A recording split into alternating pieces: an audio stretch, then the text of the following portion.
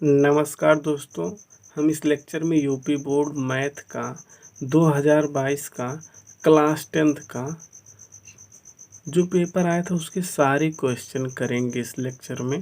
और मैं आपको एक चीज़ बता देता हूँ, आप जाएंगे डिस्क्रिप्शन में देखेंगे तो हर क्वेश्चन का टाइमिंग दिया है। मान लीजिए आपको इसी 2022 के पेपर में से कोई 5वां क्वेश्चन देखना है, 6वां क्वेश्चन, कौन सा क्वेश्चन देखना है वो डिस्क्रिप्शन में जाएंगे, उसके सामने क्वेश्चन लिखा हुआ है, उसी टाइमिंग पे आप क्लिक करेंगे तो डायरेक्ट उसी क्वेश्चन पे आपको उसी सॉल्यूशन पे पहुंचा देगा वीडियो के। ठीक है, अगर आप पूरा देखना चाहते हैं तो आप आराम से देखते जाइएगा। ठीक है, तो इससे ये फ़ायदा होगा, आपको जो भी क्वेश्चन देखना है, मान लो आपको कुछ आ रहा है वो आप ना देखें, डायरेक्ट आप उसी क्वेश्चन पे पहुंच जाएंगे। तो आइए हम स्टार्ट करते हैं। देखिए, पहला क्वेश्चन हमारा क्या था, समीकरण 5x² minus 3x+2 equal to 0 के मूलों का योग होगा। मतलब इसके दोनों के क्या है, इस इक्वेशन के मूल का योग निकालना है। तो अब देखिए, मूलों का योग जो होता है, जो द्विघात समीकरण का अल्फा प्लस बीटा, मूलों का योगफल का सूत्र होता है -b/a होता है। ठीक है, ये देखिए दो घात समीकरण है। नॉर्मल समीकरण क्या होता है, ax², जनरल समीकरण ax² plus bx plus c equal to 0। तो यहाँ से अगर हम देखें, a की जगह क्या है 5 है, तो हमारा a बराबर क्या होगा यहाँ पे 5, और b की जगह क्या है -3 है, यहाँ प्लस है तो यहाँ b की जगह क्या है -3। ये देखिए ध्यान रखेंगे, यहाँ पे माइनस जब होगा तो b बराबर -3 लिया जाएगा। ठीक है, तो आप ये ध्यान रखेंगे, नहीं तो पता लगे केवल आप b बराबर 3 ही ले लें तो गलत हो जाएगा। अब देखिए a बराबर 5 आ गया, b बराबर -3। अगर c देखेंगे तो c बराबर हमारा क्या होगा 2, लेकिन हमें a और b की ज़रूरत है क्योंकि अल्फ़ा प्लस बीटा मूलों का योग क्या होता है -b/a। -b का मतलब ये देखिए x के साथ क्या है, b क्या है, x का गुणांक है, तो वही लिखना है। तो यहाँ पे देखिए x का गुणांक है, मतलब b क्या आया है हमारा -3, तो यहाँ इसकी जगह -3 रखेंगे। अब देखिए b की जगह -3 रखना है और एक माइनस पहले से है, तो माइनस इसका और माइनस का क्या हो जाएगा, प्लस हो जाएगा, और a की जगह क्या रखना है 2। तो हमारा आंसर क्या आ जाएगा 3/2। तो देखिए हमारा देखिए a की जगह क्या है, a की जगह 5 है, b की जगह तो यहाँ 5 आएगा। ठीक है, तो हमारा आंसर क्या हो जाएगा 3/5, 2 नहीं, क्योंकि देखिए b की जगह -3 है, माइनस माइनस प्लस हो गया, 3 आ गया, और a की जगह 5 है तो 3/5 हो जाएगा। तो हमारा आंसर ये पहला हो जाएगा क्या 3/5। अब दूसरा क्वेश्चन क्या है, यहाँ पे लिखा है 3 काटे इक्वल टू 4, तो सेक a का मान होगा। यहाँ से देखिए 3 काटे है, अब बताइए यहाँ 3 काटे अगर लिखा है, देखिए 3 कॉट a इक्वल टू 4 लिखा है। अगर हम देखें तो ऐसे अगर कॉट ए हो जाए, ये 3 को इधर लाएंगे तो हमारा क्या हो जाएगा 4/3। ये देखिए 3 से इसमें मल्टीप्लाई गुणा है तो इधर जाएगा भाग हो जाएगा। अगर काट ए इक्वल टू 4/3, अगर काट ए देखें तो ये क्या होता है, ये होता है आधार बटे लंब। अब देखिए आधार बटे लंब क्या है 4/3, तो हमें क्या निकालना है सेक ए। ठीक है, अब देखिए आधार अगर अगर ये आधार बटे लंब 4/3, अगर यहाँ से हम मान लें कि अगर नॉर्मली मान लें कि आधार मान लो 4 है तो लंब क्या होगा 3, तो कर्ण क्या होगा, कर्ण क्या होता है √ऑफ आधार स्क्वायर प्लस लंब स्क्वायर।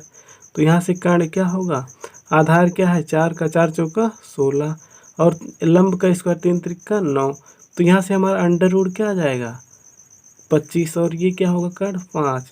और आप नॉर्मली भी जानते हैं कि 3, 4 और 5 का कॉम्बिनेशन क्या होता है, कभी भी जब जाएगा 3, 4 और हो और तो तीसरा क्या होता है 5 ही होता है, कर्ण निकलता है। ठीक है, अब देखिए यहाँ पे हमारा ये सब मिल गया, और सेक ए क्या होता है, सेक ए इक्वल टू क्या होता है, ये कास का उल्टा होता है, कास क्या होता है, और आप ये फार्मूला याद रखिए कि लाल बटे कक्का के ये बड़ा फेमस फार्मूला है। तो देखिए साइन थीटा लंब बटे कर्ण, कास थीटा आधार बटे कर्ण, तो सेक क्या होता है इसका उल्टा, तो कर्ण बटे क्या होगा आधार होगा, कर्ण बटे आधार, तो कर्ण क्या है हमारा यहाँ से 5 आया, आधार क्या है 4, तो क्या हो जाएगा यहाँ से 5/4, तो हमारा ये आंसर हो जाएगा। ठीक है, अब देखिए इसके बाद तीसरा क्या है, समीकरण x - y इक्वल टू 2 एवं x plus y equal to 2 का हल होगा।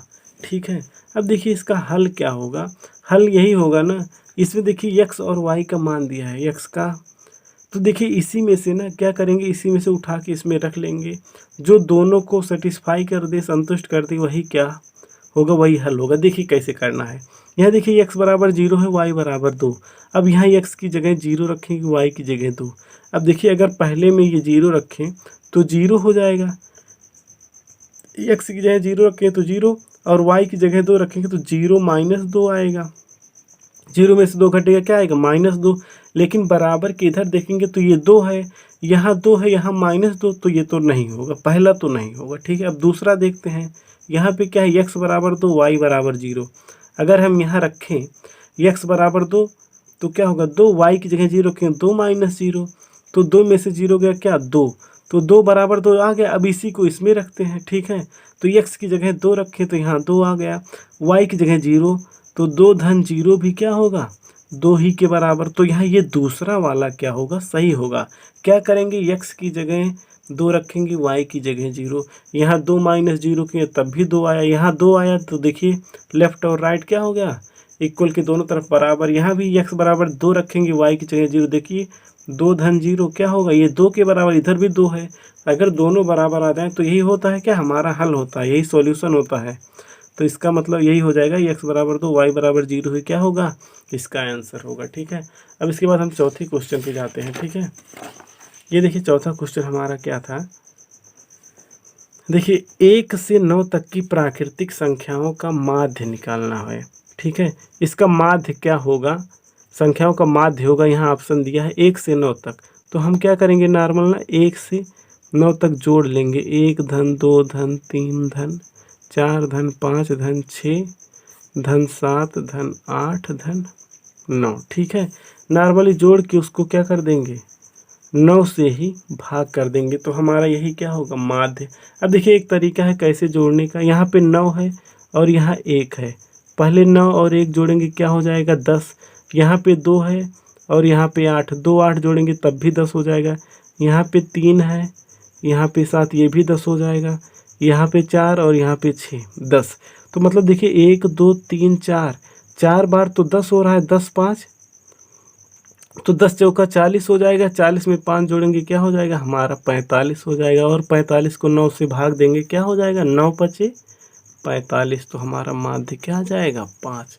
देखिए एक इधर से जोड़ रहा हूँ, एक इधर, 9 1 10, ये 2 और 8 ये भी 10, 3 और 7 ये भी 10, 4 और 6 ये भी 10, और 5 अकेला बच गया, इसलिए 4 बार तो 10 10 हुआ, तो 40 5 45 बटे 9 5 आ गया। ठीक है, अब देखिए ये वाला पांचवा क्या है, यदि किसी बारंबारता बंटन का माध्य क्या है 20.5 तथा माध्यिका क्या है 20 है, तो उसका बहुलक होगा, इसका बहुलक निकालना है। तो बहुलक का एक सूत्र होता है, आप याद कर लेंगे, बहुलक बराबर क्या होता है, देखिए बहुलक बराबर क्या होता है, 3 इंटू माध्यिका। ठीक है, 3 इंटू माध्यिका -2 इंटू माध्य, मतलब क्या, देखिए 3 करना है, 3 गुणे माध्यिका क्या है उसको रख देंगे, माध्यिका क्या है 20 यहाँ हो गया, और 2 गुणे माध्य क्या है 20.5, 20.5 रख देंगे, तो क्या होगा 20 तिया का 60 हो जाएगा, -2 से यहाँ गुणा होगा, 20 दूना 40, और ये 5.5 में 1 मतलब क्या हो जाएगा 41। तो यहाँ से 60 में से 41 घटाएंगे क्या आ जाएगा हमारा 19। तो आंसर हमारा क्या हो जाएगा 19।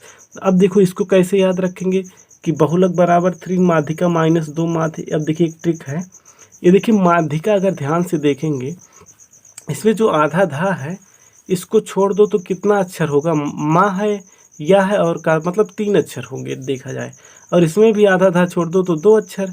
तो आप ध्यान देंगे ना, माध्यिका में 3 अक्षर है तो इंसलिए यहाँ 3 से गुणा है, माध्य में 2 अक्षर इसलिए 2 से। तो याद रखेंगे ऐसे, बहुलक बराबर 3 माध्यिका -2 माध्य, मतलब 3 इंटू माध्यिका -2 माध्य मतलब 2 इंटू माध्य। ठीक है, इस तरीके से ये फार्मूला याद रखेंगे।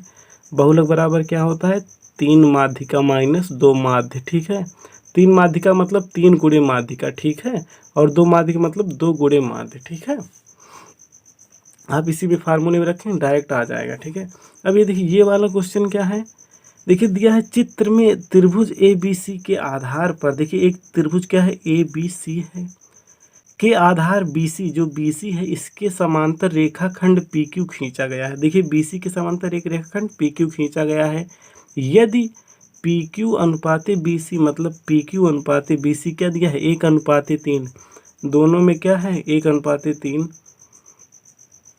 तो क्या है AP तथा BP का अनुपात होगा। क्या AP तथा BP का अनुपात होगा, ठीक है। देखिए जब PQ अनुपाते BC दिया है 1:3, तो AP/PB, ठीक है। देखिए यहाँ पे हमारा क्या दिया है, देखिए PQ अनुपाते BC दिया है 1:3। देखिए क्या है, ये PQ है और ये BC है, ठीक है। PQ अनुपाते BC क्या दिया है 1:3, मतलब अगर इसकी लंबाई 1 है तो इसका 3 गुना ये है। और यहाँ पे क्या दिया है देखिए, तो हमें क्या निकालना AP तथा BP का अनुपात। देखिए AP अनुपाते PB निकालना है, ठीक है। अब देखिए ये दोनों जो APQ और ABC दोनों क्या है त्रिभुज समरूप होंगे, क्या होंगे त्रिभुज APQ समरूप त्रिभुज ABC, ठीक है। अब दोनों समरूप होंगे, यहाँ से अगर दोनों समरूप है तो क्या होगा संगत भुजाओं का अनुपात बराबर होगा। यहाँ पे देखिए AP अनुपाते क्या होगा AB, अगर यहाँ से देखें AP अनुपाते AB क्या होगा ये 1:3 होगा, मतलब इसकी लंबाई 1 है तो इसकी क्या होगी 3। अब लेकिन हमें पूछा है इसका मतलब ये 1 होगा ये 3, ये टोटल 3 होगा। अगर ये 1 है तो ये क्या होगा 2, इसलिए यहाँ से अनुपात क्या आ जाएगा 1:2, ठीक है। ये ध्यान से समझिएगा।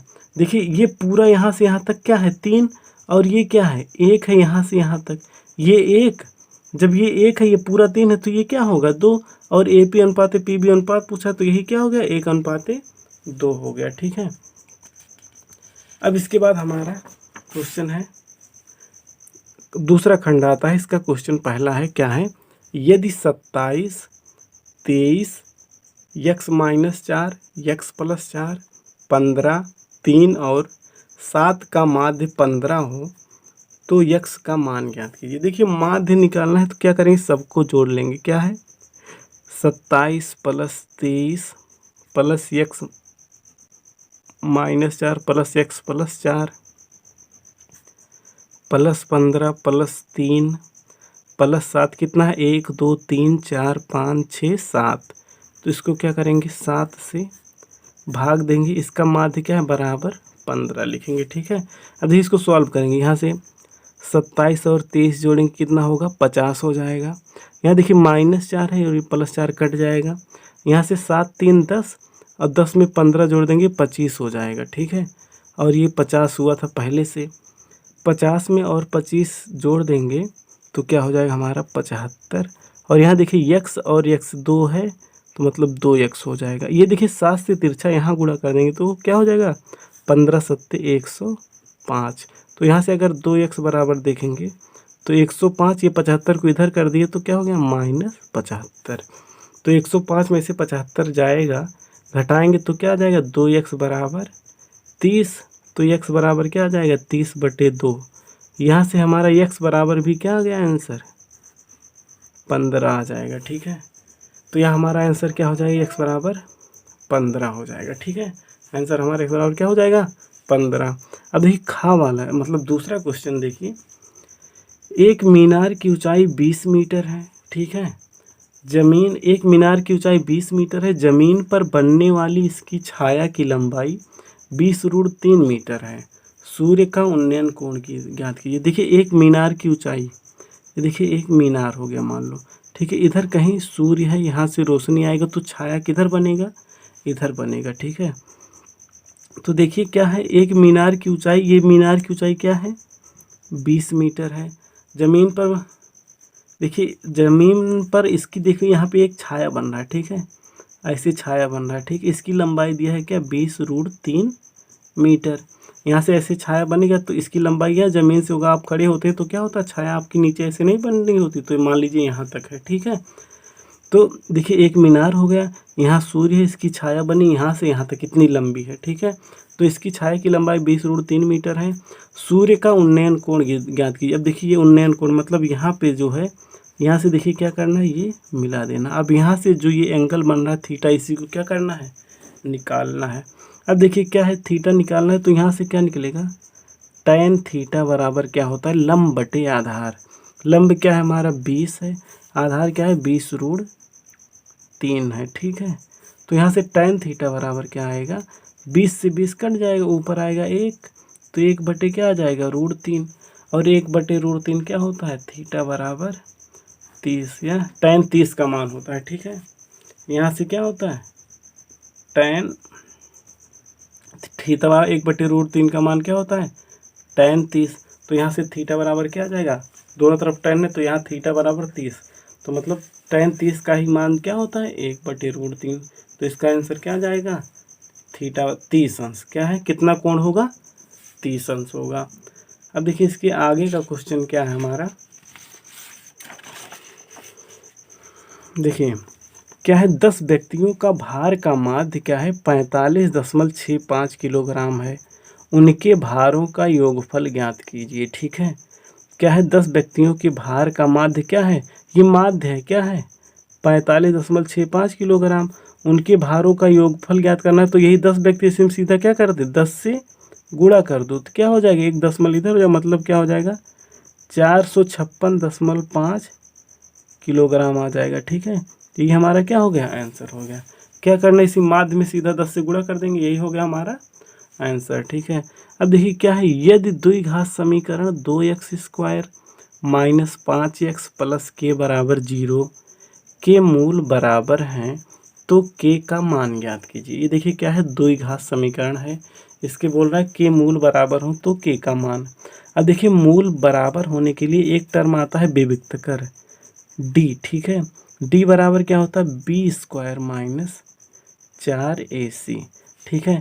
अब मूल बराबर होने के लिए क्या, मूल बराबर होने के लिए कंडीशन होता है क्या, d क्या होना चाहिए, 0 के बराबर होना चाहिए।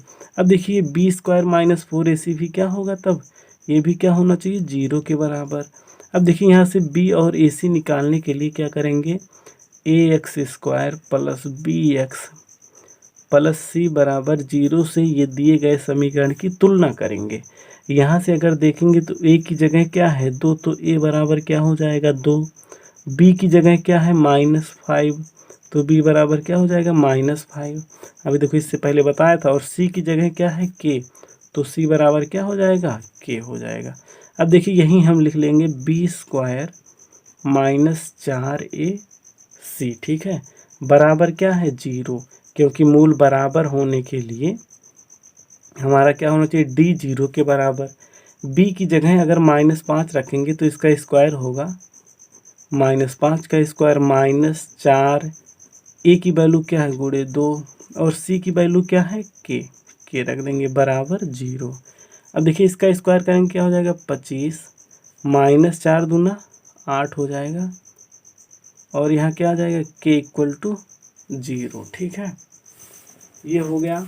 अब देखिए इसको जब 0 कर, इसको इधर कर दिए तो क्या हो जाएगा हमारा 8 के बराबर 25, तो यहाँ से k बराबर क्या आ जाएगा 25/8, ठीक है। तो हमारा क्या हो जाएगा, यही आंसर हो जाएगा कि k की वैल्यू क्या आएगी 25/8, ठीक है। ये तो समझ में, b² माइनस 4ac, b क्या है -5, a क्या है 2, c क्या है k, ठीक है, आराम से आप कर लेंगे। अब इसके बाद देखिए हमारे तीसरे क्वेश्चन पे आ जाते हैं। तीसरा खंड जो है सभी खंड करना, इसमें से क्या है, दो घनों जिनमें से प्रत्येक का आयतन, मतलब 2 घन है, ठीक है, जिसमें दोनों का प्रत्येक का मतलब दोनों का आयतन क्या है 64 सेंटीमीटर क्यूब है, ठीक है। अब देखिए 2 घन है, अगर एक घन का एक भुजा a मान लो, ठीक है, दोनों सेम है, ठीक है, उसकी एक भुजा अगर a मान लो तो उसका आयतन दिया है a³। क्या होता है, घन का आयतन क्या होता है, घन का, ठीक है, घन का आयतन क्या होता है a³ होता है। वो कितना दिया है 64।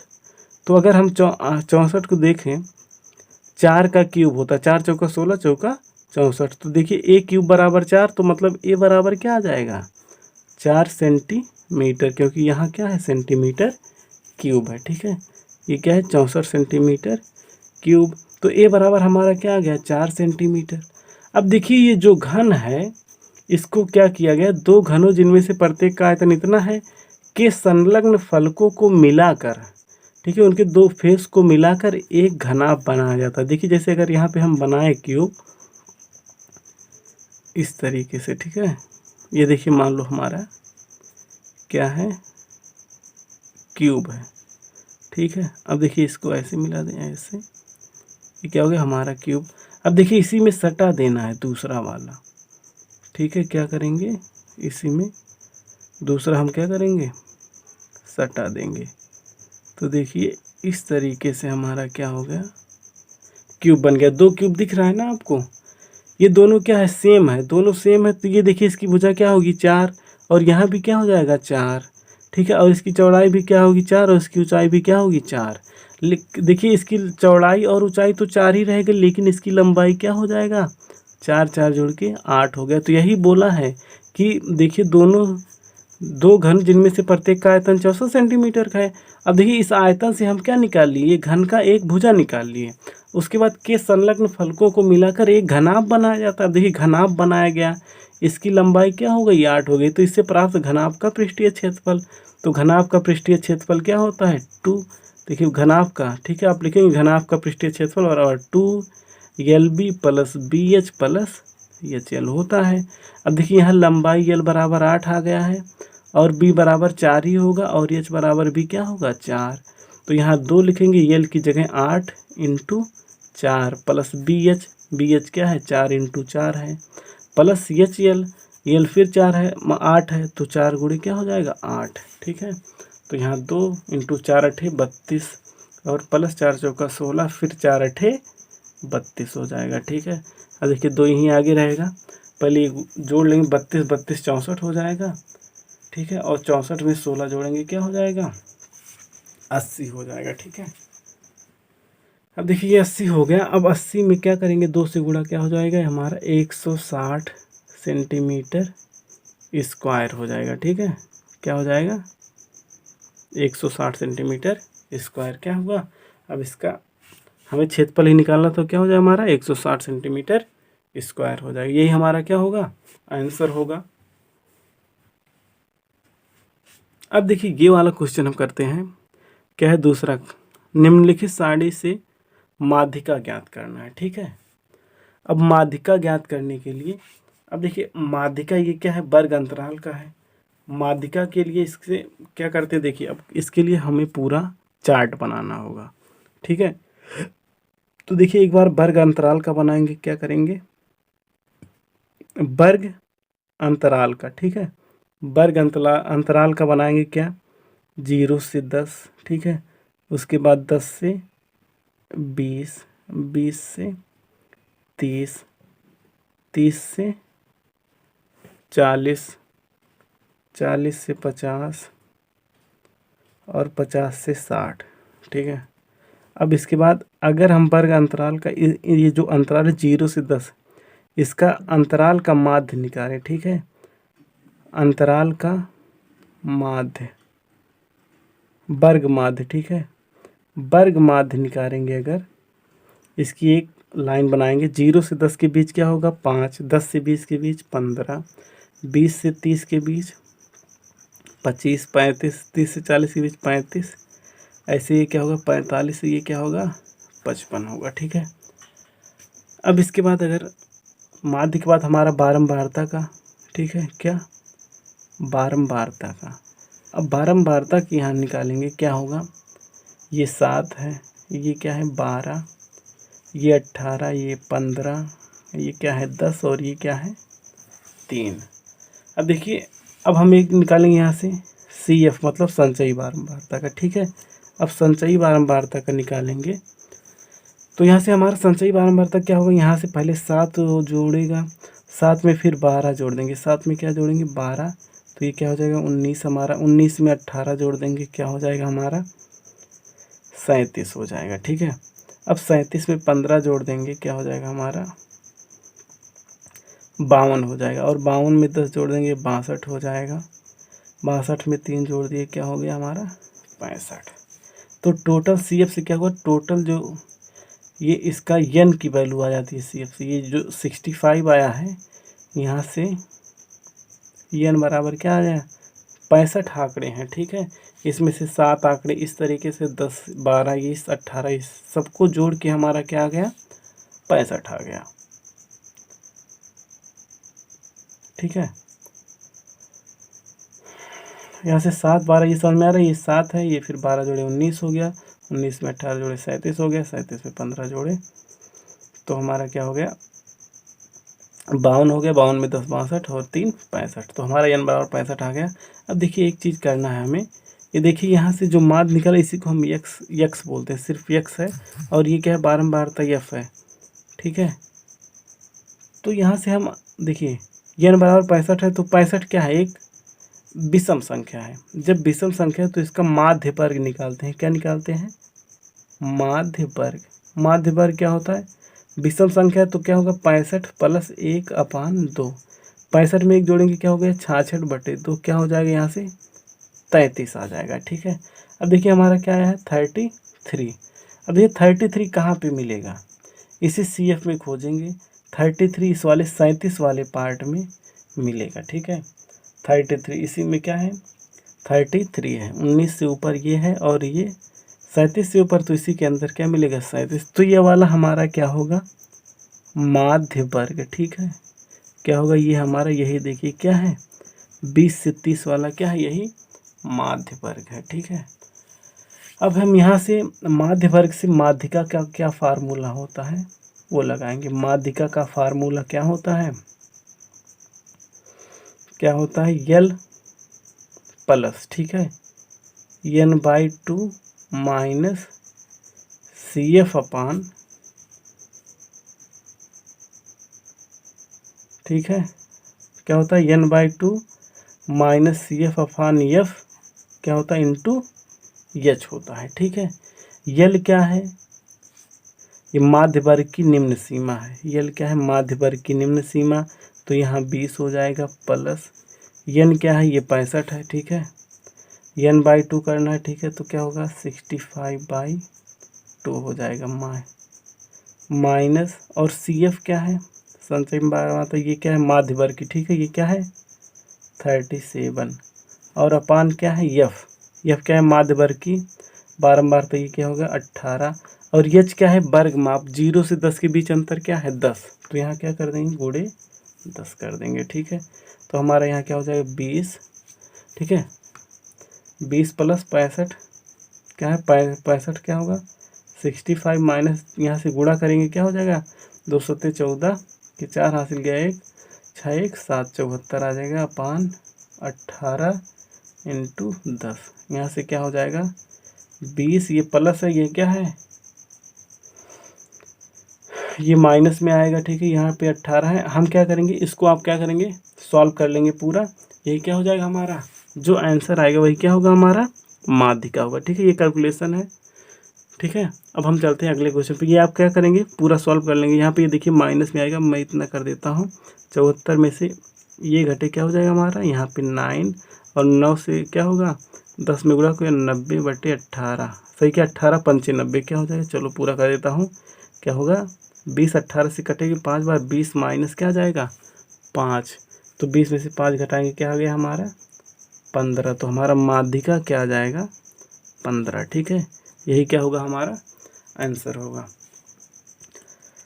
अब इसके बाद करते हैं हम, ठीक है गा वाला क्या क्वेश्चन था, देखिए क्या है ये क्वेश्चन, क्या है समीकरण x² माइनस 7x प्लस 12 बराबर 0 के मूलों के व्युत्क्रमों का योगफल ज्ञात करिए। ठीक है, इसके मूल निकालना है, उसके बाद उलट के जोड़ देना है। ये देखिए इसका मूल कैसे निकलेगा, इसका फैक्टर कर लेते हैं, x² माइनस 7x है प्लस 12 = 0 है ना, तो यहाँ से 7 को क्या करेंगे -3x और -4x में तोड़ लेंगे, प्लस 12 = 0। यहाँ दोनों में क्या कॉमन है, x, तो यहाँ से क्या हो जाएगा x माइनस 3, और यहाँ से अगर देखेंगे तो हमारा यहाँ क्या कॉमन है -4, तो क्या होगा x माइनस 3 यहाँ मिलेगा इक्वल टू 0। यहाँ x माइनस 3 यहाँ भी है, इसे कॉमन लेते हैं, यहाँ क्या बचा, ये निकल गया तो x बचा, ये भी निकला तो क्या बचा -4 इक्वल टू 0। यहाँ से अगर इसको 0 करेंगे तो x बराबर क्या आएगा 3, यहाँ से इसको 0 करेंगे तो x बराबर 4 आएगा। क्या करना है, इसके ये दोनों मूल हो गए 3 और 1 4। क्या करना है, इसके व्युत्क्रमों का योगफल करना है, तो क्या होगा 1/3 प्लस इसको भी उलट देना 1/4, इसको जोड़ना है, कैसे जोड़े 4 दे 4 ऊपर आ जाएगा, तिरछा गुणा नीचे 12, मतलब क्या आ जाएगा 7/12। ठीक है, यही क्या हो गया हमारा आंसर हो जाएगा। ठीक है, अब इसके आगे वाला करते हैं, क्या है ये दो संख्याओं का योगफल क्या है 85 है। यदि बड़ी संख्या छोटी संख्या के 4 गुने से 5 अधिक है तो संख्याएं ज्ञात कीजिए। देखिए दो संख्याओं का योगफल, तो मान लो योगफल 85 है, तो माना एक संख्या क्या है, एक संख्या x है, तो दूसरी संख्या क्या होगी, जब एक x मान ली दूसरी क्या होगा 85 माइनस x होगा। ठीक है, यदि बड़ी संख्या छोटी संख्या के 4 गुने से 5 अधिक है, मान लो x क्या है, बड़ी संख्या है, तो क्या होगा बड़ी संख्या छोटी संख्या की, तो एक संख्या क्या ये मान लो, माना बड़ी संख्या क्या है x, तो दूसरी या फिर छोटी संख्या क्या होगा 85 माइनस x, और दूसरी संख्या क्या है, तो देखिए दो संख्याओं का योगफल 85 था, तो उसमें से दिया है यदि बड़ी संख्या छोटी संख्या के 4 गुने से 5 अधिक है। क्या है, बड़ी संख्या जो है छोटी संख्या के 4 गुने से 5 अधिक है। देखिए मान लिए बड़ी संख्या क्या है x है, और दूसरी संख्या जो है, क्योंकि दोनों का योग 85 है, तो अगर एक x है तो क्या होगा दूसरा 85 माइनस x।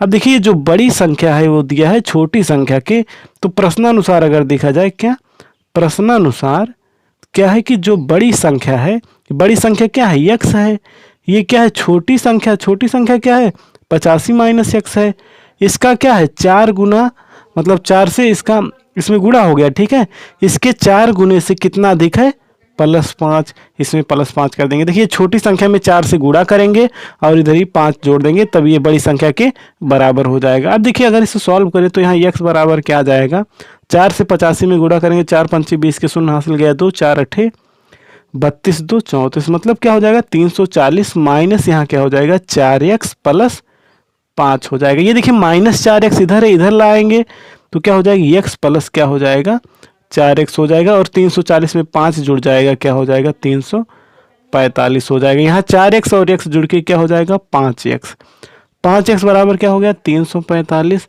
तो हमारा यहाँ से x बराबर क्या आ जाएगा, यहाँ x बराबर क्या हो जाएगा 345/5। ठीक है, 5 से भाग देंगे क्या होगा 5 छक 30 और 5 नवा का 45, तो हमारा x बराबर क्या आ जाएगा 69, क्या हो जाएगा 69 आ जाएगा। ठीक है, x क्या है बड़ी संख्या, मतलब ये कि बड़ी संख्या जो होगा, तो हमें निकालना क्या था, तो संख्याएं ज्ञात की, तब बताइए एक संख्या क्या हो गया, सबसे बड़ी वाली संख्या 69 आ गया, और दोनों का जोड़ 85 है, तो दूसरी संख्या क्या होगा, दूसरी क्या होगा 85 में से 69 घटा देंगे तो क्या आ जाएगा, देखिए 15 में से 9 गया, क्या आ जाएगा 6, और यहाँ पे बचेगा 7, 7 में से 6 गया 1, तो एक संख्या क्या आ जाएगा 69, एक क्या हो जाएगा 16। ठीक है, अब देखिए 69 और 16, अभी देखिए 16 चौका 64 हो जाएगा, 64 हो गया, इसका 4 गुना उसमें 5 जोड़ दे तो क्या हो रहा है 69 हो रहा है, तो इसका मतलब एक संख्या ये हो जाएगा, एक संख्या ये, हमारा क्या है यही आंसर है। ठीक है, अब देखिए इसके बाद अगला खंड क्या है क्वेश्चन नंबर 4 का, इसके अंतर्गत भी क्या है 4 क्वेश्चन है। ठीक है, अब देखिए ये क्वेश्चन क्या है, k का मान ज्ञात कीजिए जिसके लिए समीकरण 2x + ky बराबर 1 और 3x - 5y बराबर 7 का एक अद्वितीय हल है। ठीक है, ये देखिए दो समीकरण दिया है 2x + ky बराबर 1, क्या दिया एक समीकरण दिया 2x + ky, ये देखिए बराबर 1 दिया है, इसको हम ऐसे लिख देते हैं -1, 1 को इधर ले आएंगे तो -1 हो जाएगा इक्वल टू जीरो हो जाएगा। और दूसरा समीकरण दिया है 3x माइनस 5y बराबर 7 है, तो 7 को इधर ले आएंगे तो -7 बराबर क्या हो जाएगा, जीरो। दोनों समीकरण हो गए। अब इसकी तुलना कर लेंगे हम, a1x plus b1y plus c1 बराबर 0 से, और इसकी तुलना करेंगे a2x plus b2y plus c2 बराबर 0 से। अब देखिए a1x प्लस b1y, अब देखिए यहाँ पे a1 की जगह क्या है 2, तो a1 बराबर क्या आ जाएगा 2, और b1 बराबर क्या आ जाएगा, यहाँ से क्या है, b1 की जगह k है, और c1 बराबर क्या हो जाएगा, -1 आएगा। अगर आप स्टार्टिंग से देख रहे होंगे पहले क्वेश्चन में, तो यही बताया ना, c1 क्या होगा, यहाँ से -1 होगा। और इसी तरीके से यहाँ पे क्या होगा, a2 बराबर क्या होगा, 3 होगा, और b2 बराबर क्या होगा, -5, और c2 बराबर क्या होगा, -7। अब देखिए क्या है, इसमें एक अद्वितीय हल है। एक अद्वितीय हल का कंडीशन क्या होता है, देखिए क्या होता है, एक condition a1 upon a2 not equal to b1 upon b2 not equal to c1 upon c2। ठीक है, क्या होना चाहिए कि a1 अपान a2 क्या होना चाहिए, b1 अपान b2 के और c1 अपान c2 के बराबर नहीं होना चाहिए। तो a1 की जगह हम क्या रखेंगे, 2 है, और a2 की जगह 3, मतलब क्या हो जाएगा 2 upon 3 not equal to b1 upon b2, b1 की जगह क्या k है, और b2 की जगह क्या है -5, और नॉट इक्वल टू c1 की जगह क्या है -1, c2 की जगह क्या है -7। यहाँ से अगर हम दोनों एक बार ये दोनों ले, ये और ये, तो यहाँ से हमारा क्या आ जाएगा, यहाँ से देखिए क्या है 2/3 not equal to k upon -5। यहाँ से अगर k हमारा निकल के आएगा, क्या होगा, k नॉट इक्वल टू होना चाहिए, यहाँ से माइनस, इसमें तिरछा गुणा हो जाएगा, क्या हो जाएगा, तिरछा गुणा 5 दूना 10, तो क्या हो जाएगा -10/3, कि क्या क्या होना चाहिए, k क्या होना चाहिए, -10/3 के बराबर नहीं होना चाहिए। और एक कंडीशन यहाँ से और निकलेगा, ये देखिए यहाँ पे जब इन दोनों को बराबर करेंगे तो क्या होगा, k upon -5 not equal to -1 upon -7। यहाँ से अगर तिरछा गुणा होगा तो यहाँ से क्या आ जाएगा, k इक्वल टू यहाँ -5 इंटू -1 से गुणा होगा, क्या होगा 5 अपान ऋण का धन हो जाएगा -7, या फिर यही आ जाएगा क्या, -5 अपान 7। तो क्या होगा, k क्या होना चाहिए, -10/3 के बराबर नहीं होना चाहिए, या फिर क्या क्या होना चाहिए, -5/7 के बराबर नहीं होना चाहिए। ठीक है, तो नॉर्मली हमारा यही, अगर हम यही कंडीशन ले a1 upon a2 not equal to b1 upon a2 b2, तो यही हमारा क्या हो जाएगा, k जो है -10/3 के बराबर नहीं होना चाहिए, तो हमारा क्या हो जाएगा, k नॉट इक्वल टू -10/3 हो जाएगा। ठीक है, तो ये क्या, k -10/3 नहीं होना चाहिए और -5/7 नहीं होना चाहिए, तो ये हमारा क्या हो जाएगा, इसका एक अद्वितीय हल होगा इसके लिए। या फिर ये नहीं होना चाहिए, इसके बाद चाहे जो हो, तो k का मान हम ऐसे लिख सकते हैं, k बराबर r माइनस 10/3। क्या होना चाहिए, r में से 10, r क्या है, रियल नंबर। ठीक है, यही होना चाहिए। ठीक है, अब देखिए खा वाला जो है क्या है, एक शंकु के आधार की त्रिज्या 3.5 सेंटीमीटर है तथा ऊंचाई 12 सेंटीमीटर है। शंकु की तिर्यक ऊंचाई तथा आयतन ज्ञात कीजिए। ठीक है, क्या है, एक शंकु के आधार की त्रिज्या क्या है 3.5 सेंटीमीटर है तथा ऊंचाई क्या है 12 सेंटीमीटर। देखिए त्रिज्या क्या है, आर बराबर दिया है 3.5 सेंटीमीटर, और ऊंचाई क्या दिया है, h बराबर 12 सेंटीमीटर। ठीक है, शंकु के आधार की त्रिज्या इतनी, ऊंचाई इतना, मान लीजिए ऐसे देखिए शंकु होगा। ठीक है, ये मान लो क्या हो गया, शंकु हो गया। अब देखिए इसका ऊंचाई जो यहाँ से यहाँ तक दिया था वो क्या है 12 सेंटीमीटर, और यहाँ से यहाँ तक त्रिज्या जो है दिया है क्या 3.5 सेंटीमीटर। ठीक है, तो इसका क्या करना है, तिरछी ऊंचाई ज्ञात करना। तिरछी ऊंचाई यल बराबर क्या होता है, √h² प्लस r²। ठीक है, तो h की जगह क्या है 12 का स्क्वायर प्लस क्या है 3.5 का स्क्वायर। ठीक है, तो यहाँ से हमारा क्या हो जाएगा, अगर देखें 12 का स्क्वायर क्या होगा 144, और यहाँ पे क्या हो जाएगा 3.5 का स्क्वायर। अगर 3.5 को हम क्या लिख सकते हैं 7/2 लिख सकते हैं। अगर इसको भाग देंगे क्या आएगा 3.5, इसको 7/2 का क्या कर लेंगे स्क्वायर। ठीक है, तो यहाँ से क्या हो जाएगा, यहाँ पे 144 है प्लस 7×7 = 49 हो जाएगा और नीचे 2 दूना 4। ठीक है, अब देखिए अगर तिरछा गुणा कराएं हम, यहाँ से 44 चौका क्या हो जाएगा, 4 चौक 16 के 6 हासिल गया 1, 4 चौका 16 1, 17 के 7 हासिल गया 1, 4 1 के 4 1 5, 576 प्लस 49 और नीचे क्या आ जाएगा 4 पूरे का बटे। ठीक है, अब देखिए इस 576 में 49 जोड़ेंगे 9 6 15। ठीक है, क्या हो जाएगा 9 6 15 के 5 हासिल गया 1 और 4 7 11, 11 1 12, 12 के 2 हासिल गया 1 और 5 यहाँ पे है तो क्या हो जाएगा 625 आ जाएगा। 625/4 और पूरे का वर्गमूल। अब देखिए अगर 625 का वर्गमूल देखेंगे तो क्या होता है, ये होता है 25। ठीक है, क्या होता है 25 और 4 का वर्गमूल होगा क्या होगा, ये 2 होगा। ठीक है, तब देखो 25 को 2 से भाग देंगे तो हमारा क्या आ जाएगा 12.5 सेंटीमीटर। तो यही क्या है, यहाँ पूछा तिर्यक ऊंचाई, तिर्यक ऊंचाई क्या हो जाएगा 12.5 सेंटीमीटर। तथा आयतन ज्ञात कीजिए, आयतन क्या होता है शंकु का 1/3, ये आयतन मतलब V वॉल्यूम क्या होता है 1/3 पाई r स्क्वायर गेज। ठीक है, यही होता है। अब देखिए यहाँ पे वैल्यू पुट कर देंगे क्या होगा, क्या होगा 1/3 इंटू पाई का मान क्या है 22/7, आर क्या है 3.5, 3.5 को क्या करते हैं 7/2, तो 7/2 गुणे 7/2 क्योंकि आर स्क्वायर है, इंटू एच क्या आया है, एच क्या हमारा 12 सेंटीमीटर, यहाँ क्या लिख देंगे 12। अब देखिए 7 से क्या होगा 7 कट जाएगा, ये वाला 7 कट गया। अब देखिए यहाँ 2 है, 2 1 के 2, 11 से ये कट गया, 3 है यहाँ 3 1 के 3, 3 चौका 12। अब देखिए 2 है यहाँ 2 1 के 2, 2 आया, तो यहाँ पे ऊपर बचा 11 7 2, क्या हुआ 11 गुणे 7 गुणे 2।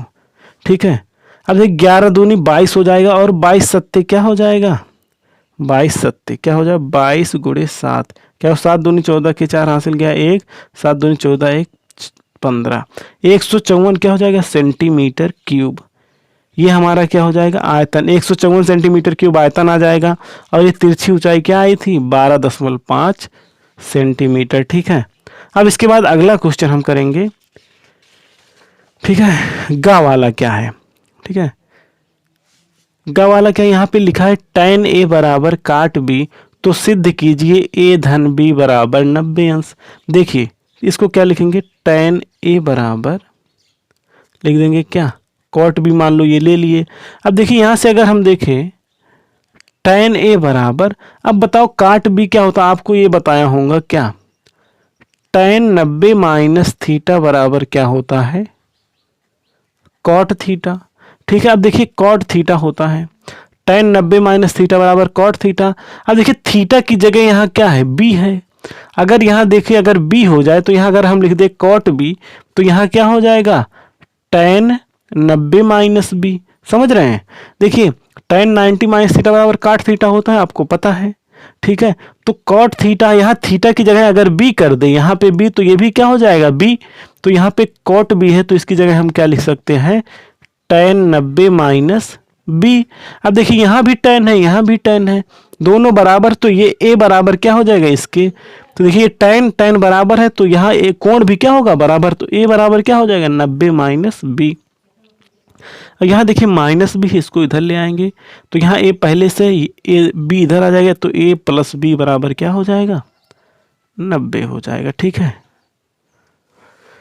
अब देखिए इसके बाद क्या क्या है, बिंदु ए के निर्देशांक ज्ञात कीजिए। देखिए बिंदु ए के निर्देशांक ज्ञात कीजिए जहां ए बी एक वृत्त का व्यास है। ठीक है, ए बी क्या है एक वृत्त का व्यास है। मान लीजिए हम लोग पहले क्या बना लेते हैं एक वृत्त। ठीक है, व्यास है इसका मतलब ये क्या होगा केंद्र से होके गया होगा, इसका नाम क्या है ए और बी। तो क्या करना है इस वाले बिंदु का क्या बनाना है निर्देशांक ज्ञात करना है जहां ए बी एक वृत्त का व्यास है जिसका केंद्र दिया है क्या, ये केंद्र क्या दिया है 2, -3। ठीक है, तथा बी के निर्देशांक, किस बिंदु का निर्देशांक क्या दिया है 1, 4। तो देखिए ये निकालना, हम इसको मान लेते हैं क्या है x, y। तो यहां लिख सकते हैं माना बिंदु ए का निर्देशांक, ठीक है निर्देशांक क्या है x, वाई है, ठीक है। अब देखिए इसका एक्स कामा वाई है।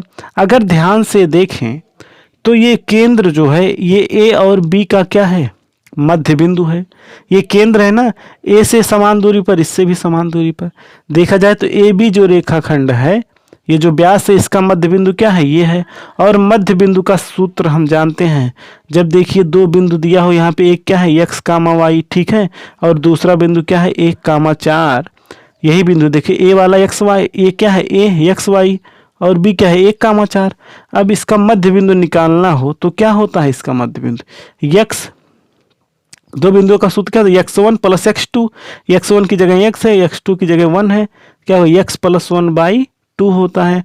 और यहाँ से y प्लस 4, ये वाला है ना y1 plus y2, y plus 4 क्या होता है 2, ठीक है। यहाँ पे y4 नहीं, क्या है y प्लस 4 है ना यहाँ पे, तो y प्लस 4/2 हो जाएगा। अब देखिए यही किसके बराबर है, इस केंद्र के बराबर है, क्योंकि ये केंद्र दिया, यही तो है केंद्र 2,-3। तो ये कब बराबर होगा, जब ये वाला क्या हो इसके बराबर, ये वाला इसके बराबर। अब देखिए इसको जब 2 के बराबर करेंगे, मतलब x प्लस 1/2 बराबर 2, तो यहाँ से क्या निकल के आएगा, 2 दूना क्या हो जाएगा 4, तो x प्लस 1 बराबर 4, तो x बराबर क्या हो जाएगा 3, क्योंकि 3 धन 1 तभी तो 4 होगा, या फिर 1 इधर जाएगा तो 4 में से 1 घटेगा, तो x बराबर क्या आ जाएगा 3 आ जाएगा। और यहाँ पे देखें, यहाँ पे क्या है, अब जब इसको बराबर करेंगे -3 के मतलब क्या, y प्लस 4/2 बराबर -3, तो 2 से यहाँ तिरछा गुणा होगा, तो क्या होगा y प्लस 4 बराबर 2 3 का 6, -6 हो गया। अब 4 को उधर ले जाएंगे तो y बराबर क्या हो जाएगा -6 -4, तो बराबर क्या आ गया -10। तो y बराबर -10, तो इसका बिंदु का निर्देशांक आ जाएगा 3,-10, ठीक है। यही क्या हो गया हमारा आंसर हो जाएगा, ठीक है। आप इसको क्या करेंगे ध्यान में रखेंगे, और नॉर्मली लगाना ये मध्य बिंदु का सूत्र होता है, ठीक है। अगर आपको यहाँ से क्लियर नहीं होता है, ठीक है, इसी का आप देखेंगे, इसी चैनल पे आपको एक निर्देशांक ज्यामिति का ना बढ़िया सा लेक्चर पढ़ा, आप देखेंगे आपका तुरंत क्लियर हो जाएगा, ठीक है। तो इसमें तो मैं सॉल्व करा रहा हूँ, कॉन्सेप्ट वहाँ पे है, ठीक है। अब देखिए 5वां क्वेश्चन क्या है, यहाँ सिद्ध कीजिए कि 2 + √3 क्या है, एक अपरिमेय संख्या है। इसको क्या करना है, सिद्ध करना है, ठीक है। अब देखिए हम यहाँ पे √3 क्या है एक, सबसे पहले यहाँ ना हम क्या सिद्ध करेंगे कि √3 क्या है एक अपरिमेय संख्या है। क्या करेंगे इसको हम क्या करेंगे सिद्ध करेंगे, ठीक है। सबसे पहले क्या सिद्ध करेंगे, √3 एक अपरिमेय संख्या है। इसको सिद्ध करने के लिए हमें क्या करना होगा, पहले कहना होगा कि माना √3 एक, ठीक है, एक क्या है परिमेय संख्या है, ठीक है। क्या है, माना √3 एक परिमेय संख्या है। अब देखिए अब √3 एक परिमेय संख्या है जिसे हम p/q के रूप में लिख सकते हैं, जहां p, q एक pq धनात्मक सह अभाज्य संख्या है, ठीक है। आप इसको चाहे रट लीजिए, क्या करिए आपके ऊपर है, ठीक है। इसी तरीके का एक क्वेश्चन पक्का मिलेगा, ठीक है। तो आप क्या करेंगे, यही लिखेंगे, माना पहले क्या किए देखिए 2 + √3, तो हम पहले इसमें से √3 ले लेंगे, ठीक है। √3 को हम क्या दिखाएंगे कि एक अपरिमेय संख्या। इसे दिखाने के लिए सबसे पहले हम क्या मानेंगे, √3 एक परिमेय संख्या है। इसको दिखाना अपरिमेय है, तो हम पहले परिमेय ले रहे हैं, इसको अभी दिखाएंगे कि अपने आप परिमेय लेने पे ये गलत हो रहा है। फिर इसे अपरिमेय सिद्ध करेंगे, उसके बाद 2 + √3 सिद्ध करेंगे। देखिए कैसे, देखते जाइए आप। माना √3 एक क्या है परिमेय संख्या है जिसे हम p/q के रूप में लिख सकते हैं, जहां pq क्या है एक धनात्मक सहभाज्य संख्या। ऐसा लिखे तो आप पूरा नंबर पाएंगे, ठीक है। धनात्मक सहभाज्य संख्या है। अब देखिए क्या करते हैं, हम इसको लिख देते हैं, तो √3 बराबर क्या हो जाएगा p/q, ठीक है। अब देखिए इसमें क्या करें, हम दोनों पक्षों का क्या कर देंगे, वर्ग। क्या करेंगे, दोनों पक्षों का वर्ग करने पर, ठीक है, हम क्या करेंगे, वर्ग कर देंगे। तो यहां से जब इसका वर्ग करेंगे √3 का, तो क्या आ जाएगा हमारा 3 केवल आ जाएगा, और यहाँ पे क्या आ जाएगा, p² अपान q²। यहां से क्या होगा एक चीज, ये q² अगर इधर कर दे तो यहाँ पे क्या हो जाएगा, q² इक्वल टू p² अपान 3। देखिए 3 एक क्या है, अभाज्य संख्या है, ठीक है। 3 क्या है, अभाज्य संख्या। अब देखिए एक अभाज्य संख्या किसी धनात्मक पूर्णांक के वर्ग को अगर भाग देता है, मतलब क्या, p² 3 से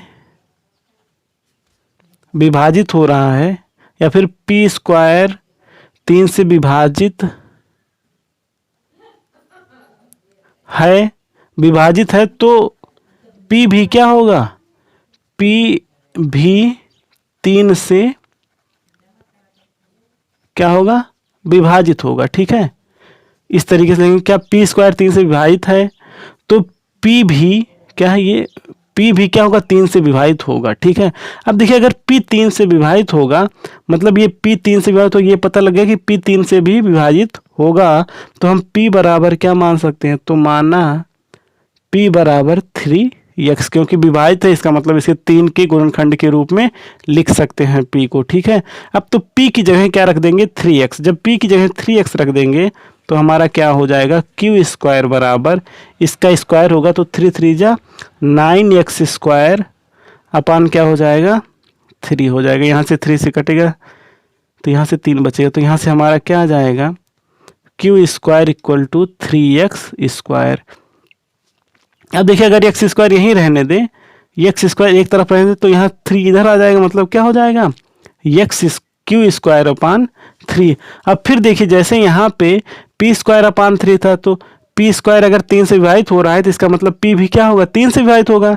इसी तरीके से यहाँ q² 3 से विभाजित हो रहा है, अतः q भी क्या होगा, 3 से विभाजित होगा, ठीक है, 3 से विभाजित होगा, ठीक है। अब देखिए यहां से क्या पता, ये पहला और दूसरा दोनों स्टेटमेंट से, दोनों कथन से, क्या, कथन 1 और 2 से PQ जो दोनों है, क्या है, यहां पे हम बोले थे PQ क्या है, सहभाज्य संख्या, मतलब ये किसी से कटेंगे नहीं। लेकिन देखिए P मतलब किसी से कटने का मतलब ये है कि P और Q में दोनों में कुछ कॉमन नहीं है, कोई दोनों एक संख्या से नहीं कटेंगे, P और क्या दोनों। लेकिन यहाँ पे देखिए P भी 3 से विभाजित हो रहा है और Q भी 3 से विभाजित हो रहा है, तो कथन 1 और 2 से हमारे द्वारा माने गए कथन जो यहाँ पे माने हैं अपरिमेय संख्या, इससे क्या प्रूव हुआ कि सहभाज्य संख्या है। लेकिन यहाँ से पता लगा कि भाई सहभाज्य संख्या नहीं है, तो कथन 1 और 2 से हमारा माना गया या फिर माना गया कल्पना क्या है, गलत है, ठीक है। हमारा कल्पना क्या था कि भाई क्या है, √3 एक परमेय संख्या है, ठीक है, यही तो हम माने थे, परमेय संख्या माने थे, तो बोले थे ये सहभाज्य है। लेकिन यहाँ से पता लगा कि P भी 3 से विभाजित हो रहा है और Q भी 3 से विभाजित हो रहा है, गलत है। अतः क्या होगा, अतः ये परमेय संख्या नहीं अपरिमेय संख्या होगी, अतः √3 एक अपरिमेय संख्या होगी, ठीक है। अब देखिए हम लोग √3 एक अपरिमेय संख्या सिद्ध कर दिए हैं। अब यहाँ हमें दिखाना 2 + √3 एक अपरिमेय संख्या है। अब देखिए चलो, अब हम 2 + √3 को क्या मान लेते हैं, अपरिमेय दिखाना, फिर इसको मान लेते हैं एक परिमेय संख्या है, ठीक है। देखिए हम लोग ने क्या मान लिया, 2 + √3 जब एक साथ हो गए मान लेते हैं ना। यहाँ पे अभी हम लोग सिद्ध कर दें कि √3 एक क्या है, अपरिमेय संख्या। अब देखिए यहाँ पे क्या कर रहे हैं, 2 + √3 ये मान लो, माना 2 + √3 एक परमेय संख्या है। अगर ये परमेय संख्या है तो इसको हम क्या लिख सकते हैं, पी बाई क्यू के रूप में लिख सकते हैं, अभी आपने देखा। ठीक है, अच्छा देखिए ये दो तो है परिमेय संख्या, ठीक है, दो इधर आ जाएगा तो यहाँ पे बचेगा √3। √3 बराबर क्या हो जाए, पी बाई क्यू -2। देखिए पी बाई क्यू तो परिमेय संख्या है और दो को भी 2/1 लिख सकते हैं ना, तो ये भी परिमेय संख्या। देखिए परिमेय संख्या में से परिमेय संख्या घटाएंगे, ये पूरा क्या है, परिमेय संख्या। लेकिन √3 क्या है, √3 क्या है, एक अपरिमेय संख्या है। क्या है, चूंकि या फिर क्योंकि √3 एक अपरिमेय संख्या है। क्या है, अपरिमेय संख्या है और पी बाई क्यू -2 एक परिमेय संख्या है। देखिए एक अपरिमेय संख्या, ये परिमेय संख्या है, तो ये क्या होगा, √3 बराबर पी बाई क्यू -2। संभव नहीं है कि एक परिमेय संख्या और एक अपरिमेय संख्या एक परिमेय संख्या के बराबर, संभव नहीं है। ठीक है, अतः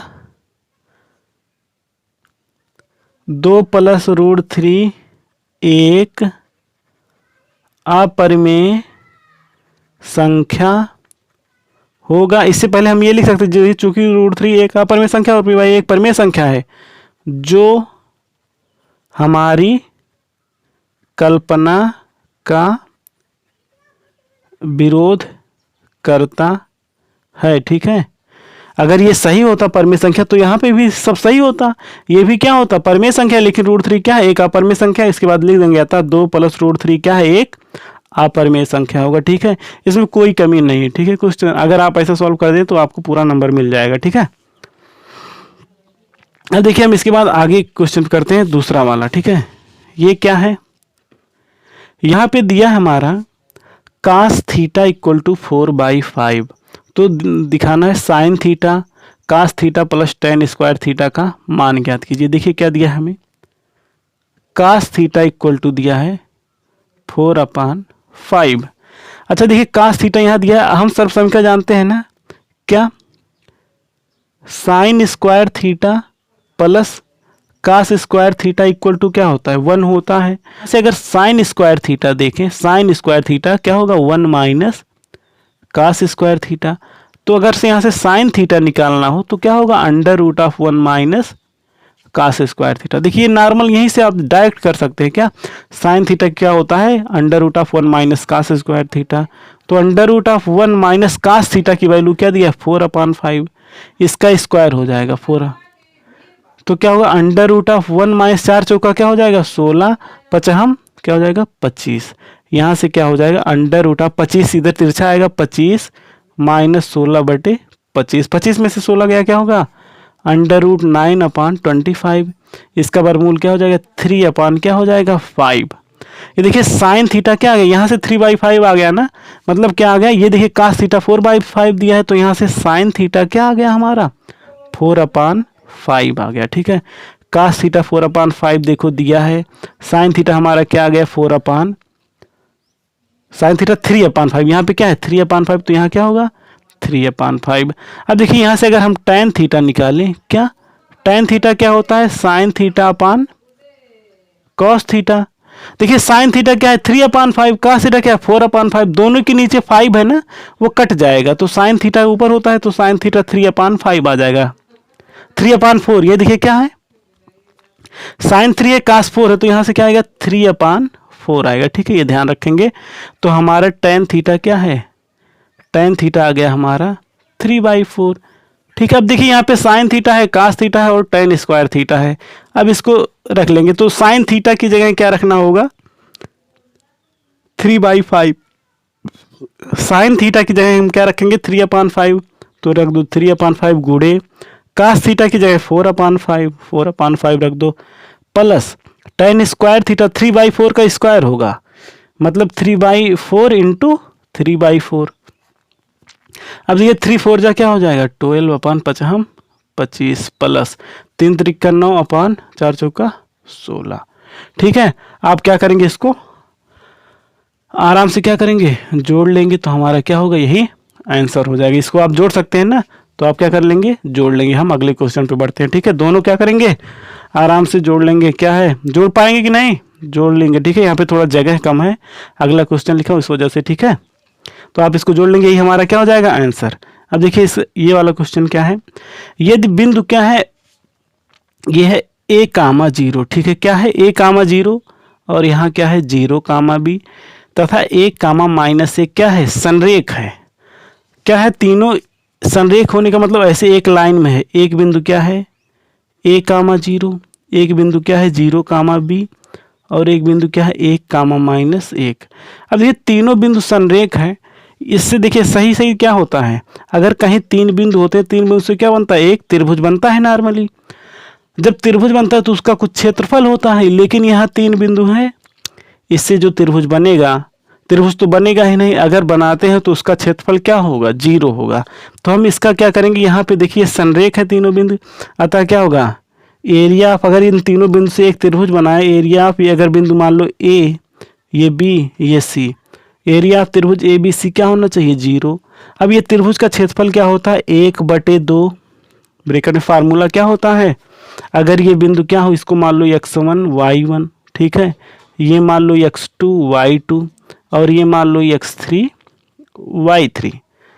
तो इसका फार्मूला होता है, देखिए क्या, 1/2 x1 इंटू 1 के बाद 2 आएगा y2 minus y3 plus x2, 2 के बाद 3 आता है y3 minus y1 plus x3, फिर इसके बाद क्या आता है 3 के बाद 2 माइनस 3 के बाद क्या आता है 1 आता है, ठीक है, 1 माइनस 2, ये बंद हो गया, ठीक है। देखिए क्या लिखा हूँ, x1 लिखा हूँ, x2 लिखा हूँ, x3, 1 के बाद 2 आया, फिर 3, 2 के बाद 3 1, 3 के बाद 1 2, ऐसे करते, देखिए 1 2 कैसे चलता है, ऐसे देखिए घड़ी है, यहाँ 1 है, यहाँ 2, यहाँ 3, 1 से चला, फिर 2 आया, 2 से 3, 3 से 1, ऐसे चलेगा, 1 के बाद 2 3, देखिए 1 2 3, देखिए 2 3 1, फिर उसके बाद 3 1 2, ठीक है, इस तरीके से हम लिखते हैं। अब देखिए इसका अगर हम करेंगे, यहाँ क्या है, ये एरिया तो हमारा 0 है, यहाँ पे 1/2 लिख देते हैं। x1 की जगह क्या है, x1 की जगह क्या है a, ठीक है, a लिख लिया। y2 की जगह b है, b लिख लिया। माइनस y3 की जगह क्या है 1 है, ठीक है, y3 की जगह क्या है -1 है, तो माइनस यहाँ पहले से, तो माइनस माइनस क्या हो जाएगा प्लस, +1 कर दिया। प्लस x2 क्या है, x2 तो 0 है, 0 से कुछ गुणा होगा तो ये पूरा क्या हो जाएगा 0, इसको छोड़ते हैं, यहाँ पे 0 इंटू समथिंग तो 0 हो जाएगा प्लस। अब x3 पे आते हैं, x3 क्या है 1 है, चलो इसको 1 लिख लिया। फिर y1 क्या है, y1 क्या है, y1 0 है, चलो 0 कर दिया। माइनस y2 क्या है, y2 b है, क्या है y2 क्या है b, तो 0 माइनस b कर दिया, ठीक है। अब इसको हम सॉल्व करते हैं, देखिए क्या होगा, यहाँ 1/2 है, ठीक है, कर लिया। a से इसमें गुणा होगा क्या हो जाएगा ab, a से 1 में गुणा होगा प्लस a, ये सब 0 है, यहाँ पे प्लस में 1 है, 1 से b में होगा, ये माइनस का, तो यहाँ पे सीधा क्या आ जाएगा -b।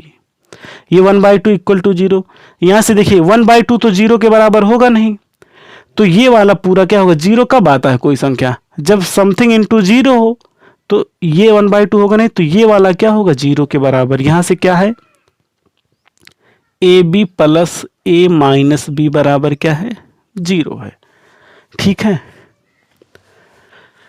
अब देखिए हमें क्या करना है, पूरे में ना क्या करेंगे हम, a बाई बी से, मतलब ए बी से भाग दे देंगे, क्या करेंगे ए बी से भाग दे देंगे, ठीक है। क्या करेंगे हम सब में, ठीक है, क्या करेंगे सब में, क्या करेंगे ए बी से भाग देंगे। जब देखिए ए बी से भाग देंगे पूरे में, ए बी बटे ए बी आएगा, यहाँ क्या आएगा, क्या आएगा यहाँ पे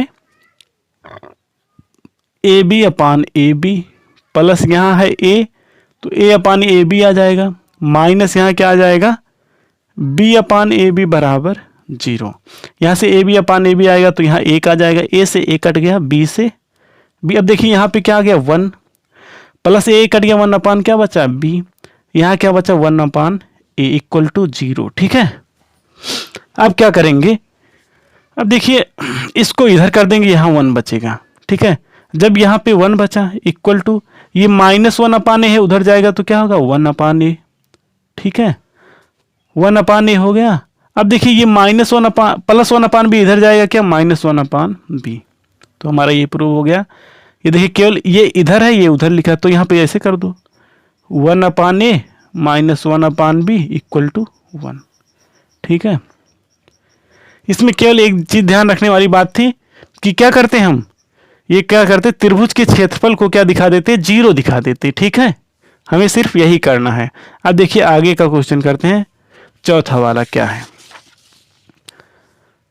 अच्छा ठीक है, अब ये हमारा, ये तो 3 क्वेश्चन हो गया। अब देखिए चौथा क्या है। देखिए क्या है, निम्नलिखित बारंबारता सारणी से यफ का मान ज्ञात कीजिए यदि विद्यार्थियों के प्राप्तांकों का माध्य 25 है। ठीक है, क्या करना है हमें, यफ निकालना है। ठीक है, इसका माध्य दिया है क्या हमें, 25। अब देखिए इसके लिए हमें सारणी बनाना होगा। ठीक है, क्या करना है, सारणी बनाना होगा। तो देखिए कैसे बनाएंगे, सबसे पहले क्या लिखेंगे, ये प्राप्तांक जो है ये। ठीक है, प्राप्तांक का क्या लिखेंगे, 0 से 10, 10 से 20, फिर 20 से 30। ठीक है, उसके बाद क्या है, 30 से 40 और 40 से क्या है 50। ठीक है, जब ये लिख दें, अब देखिए यहां से प्राप्तांक 0 से 10 ऐसा लिखा है ना, इन्हीं प्राप्तांक का माध्य। ठीक है, ये क्या है, वर्ग माध्य निकालेंगे। यहाँ पे वर्ग माध्य की एक कॉलम बनाएंगे। ये क्या होगा, 0 से और 10 के बीच में क्या होगा, 0 से 10 के बीच में होगा 5। ठीक है, और 10 से 20 के बीच क्या होगा 15, 20 से 30 के बीच 25, 30 से 40 के बीच क्या होगा 35, 40 से 50 के बीच क्या होगा 45। ठीक है, ये किसके लिए, ये क्योंकि यहाँ वर्ग अंतराल दिया है, इसको एक संख्या में कन्वर्ट किया, इसके बीचों बीच की संख्या को निकाल लिया गया। ठीक है, अब इसके बाद हम देखिए ये क्या है, विद्यार्थियों की संख्या, यही ये क्या होगा, विद्यार्थियों की संख्या, इसी को क्या बोलेंगे, बारंबारता। ये क्या है, यहाँ पे 6 है ये, और ये यफ है। ठीक है, अब यहाँ फिर क्या है, 6 है, यहाँ क्या है 10 है, और ये क्या है 5 है। ठीक है, अब हम क्या करेंगे, ये हो गया। अब देखिए यहाँ वर्ग माध्य है और ये क्या है 6, अगर इसको हम यक्स मान ले, यक्स आई। ठीक है, और ये क्या है यफ होता है। ठीक है, इसको अब यहाँ पे एक सारणी बनाएंगे, यक्स आई इंटू यफ का, दोनों का क्या कराएंगे, गुणा कराएंगे। ठीक है, दोनों का गुणा कराएंगे, 5 छक क्या हो जाएगा 30 हो जाएगा। अब ये 15 गुणे यफ क्या होगा, यहाँ पे 15 यफ होगा। ठीक है, 25 छक्का क्या हो जाएगा 150, 35 दहा में क्या हो जाएगा 350, और 45 पंचे क्या हो 50, 25 के 5 हासिल गया 2, 5 चौका 20, 2 22, 225। अब देखिए यहाँ पे जो ये बारंबारता है ना, इनको जोड़ लेंगे। ठीक है, यहाँ से मतलब सिग्मा एफ होता है। ठीक है, अब यहाँ से जब जोड़ेंगे हम, यहाँ पे एफ है देख रहे हैं, तो पहले 6 6 12 हो जाएगा, 12 10 22, 22 5 क्या हो जाएगा 27 हो जाएगा। इसमें यफ भी जुड़ेगा, मतलब क्या आ जाएगा 27 प्लस यफ। ठीक है, क्या होगा 27 प्लस यफ। इसी तरीके से यहाँ पे सिग्मा एक्स आई इंटू यफ, ये जोड़ेंगे, जब ये पूरा जोड़ेंगे, यहाँ पे 15 यफ, इसको अलग कर लेते हैं। ठीक है, जब ये पूरा जोड़ेंगे तो हमारा क्या आ जाएगा, देखिए यहाँ पे 30 है, यहाँ 150, 350 और 225। ठीक है, अब हम जोड़ें, अगर 150 में 30 जोड़ेंगे 180 हो जाएगा। ठीक है, 180 में अगर 50 जोड़ देंगे, 180 में 50 जोड़ देंगे तो क्या हो जाएगा 230, 230 में 300 जोड़ देंगे, 230 में 30 जोड़ देंगे, 300 जोड़ देंगे तो 530 हो जाएगा। 530 में 25 जोड़ेंगे तो 525, और 200 जोड़ देंगे तो 725। ठीक है, आप फिर से एक बार हम कैलकुलेट करते हैं। देखिए 225 है। ठीक है, अच्छा पहले पीछे वाला जोड़ते हैं, ये 25 है, ये 50 है, 50 50 50 क्या हो जाएगा 100। अगर ये 350 और 150 जोड़ेंगे क्या हो जाएगा हमारा 500 हो जाएगा, सीधा सीधा। ठीक है, 500 ये हो गया। ठीक है, 500 ये हो गया, और यहाँ पे 200 है, 502 700 हो गया, और 25 30 क्या हो जाएगा 55, 755 आएगा। ठीक है, 25 नहीं 755 आएगा। अब देखिए हम लोग को माध्य दिया है क्या, और हमारा यहाँ से माध्य x बराबर क्या होता है सिग्मा एफ एक्स अपान सिग्मा एफ। ठीक है, यहाँ x बार क्या दिया हमें 25 पहले से दिया है, ठीक है। और सिग्मा एफ एक्स क्या आया है 755, और पूरे यहाँ पे क्या है 27 प्लस एफ है, सिग्मा एफ क्या है 27। अच्छा 755 में यहाँ 15 एफ भी जोड़ना है, तो यहाँ क्या हो जाएगा 15 एफ, ये भूल न जाना, ठीक है, भूल गया था मैं, तो ये क्या होगा ये जुड़ जाएगा। तो यहाँ भी 755 प्लस क्या हो जाएगा 15 एफ, यहाँ नीचे क्या है 27 प्लस एफ हो जाएगा। अब ये तिरछा यहाँ से गुणा कराएंगे, क्या होगा 25 गुणे 27, देखो 25 25 हम 625 होता है, ठीक है। 625 में फिर 50 जोड़ देंगे, क्या हो जाएगा हमारा 675, ठीक है। और यहाँ क्या हो जाएगा 25 एफ बराबर, यहाँ पे क्या है 755 प्लस 15 एफ, ठीक है। अब ये 25 एफ है, यहाँ से 15 एफ इधर आएगा, तो यहाँ पे होगा 25 एफ माइनस 15 एफ। यहाँ देखिए 755 है, ये 675 इधर ले जाएंगे, क्या हो जाएगा 675। 25 एफ में से 15 एफ घटाएंगे, क्या आ जाएगा हमारा 10 एफ बराबर। अरे 755 में से 675, 5 में से 5 गया 0, यहाँ 5 है, हाँ से 15 में से 7 गया, क्या आ जाएगा 80 आ जाएगा, ठीक है। तो यहाँ से एफ बराबर हमारा 80 को 10 से भाग देंगे, तो एफ बराबर क्या होगा 10 से 80, तो हमारा एफ बराबर क्या आ जाएगा 8 आ जाएगा, ठीक है।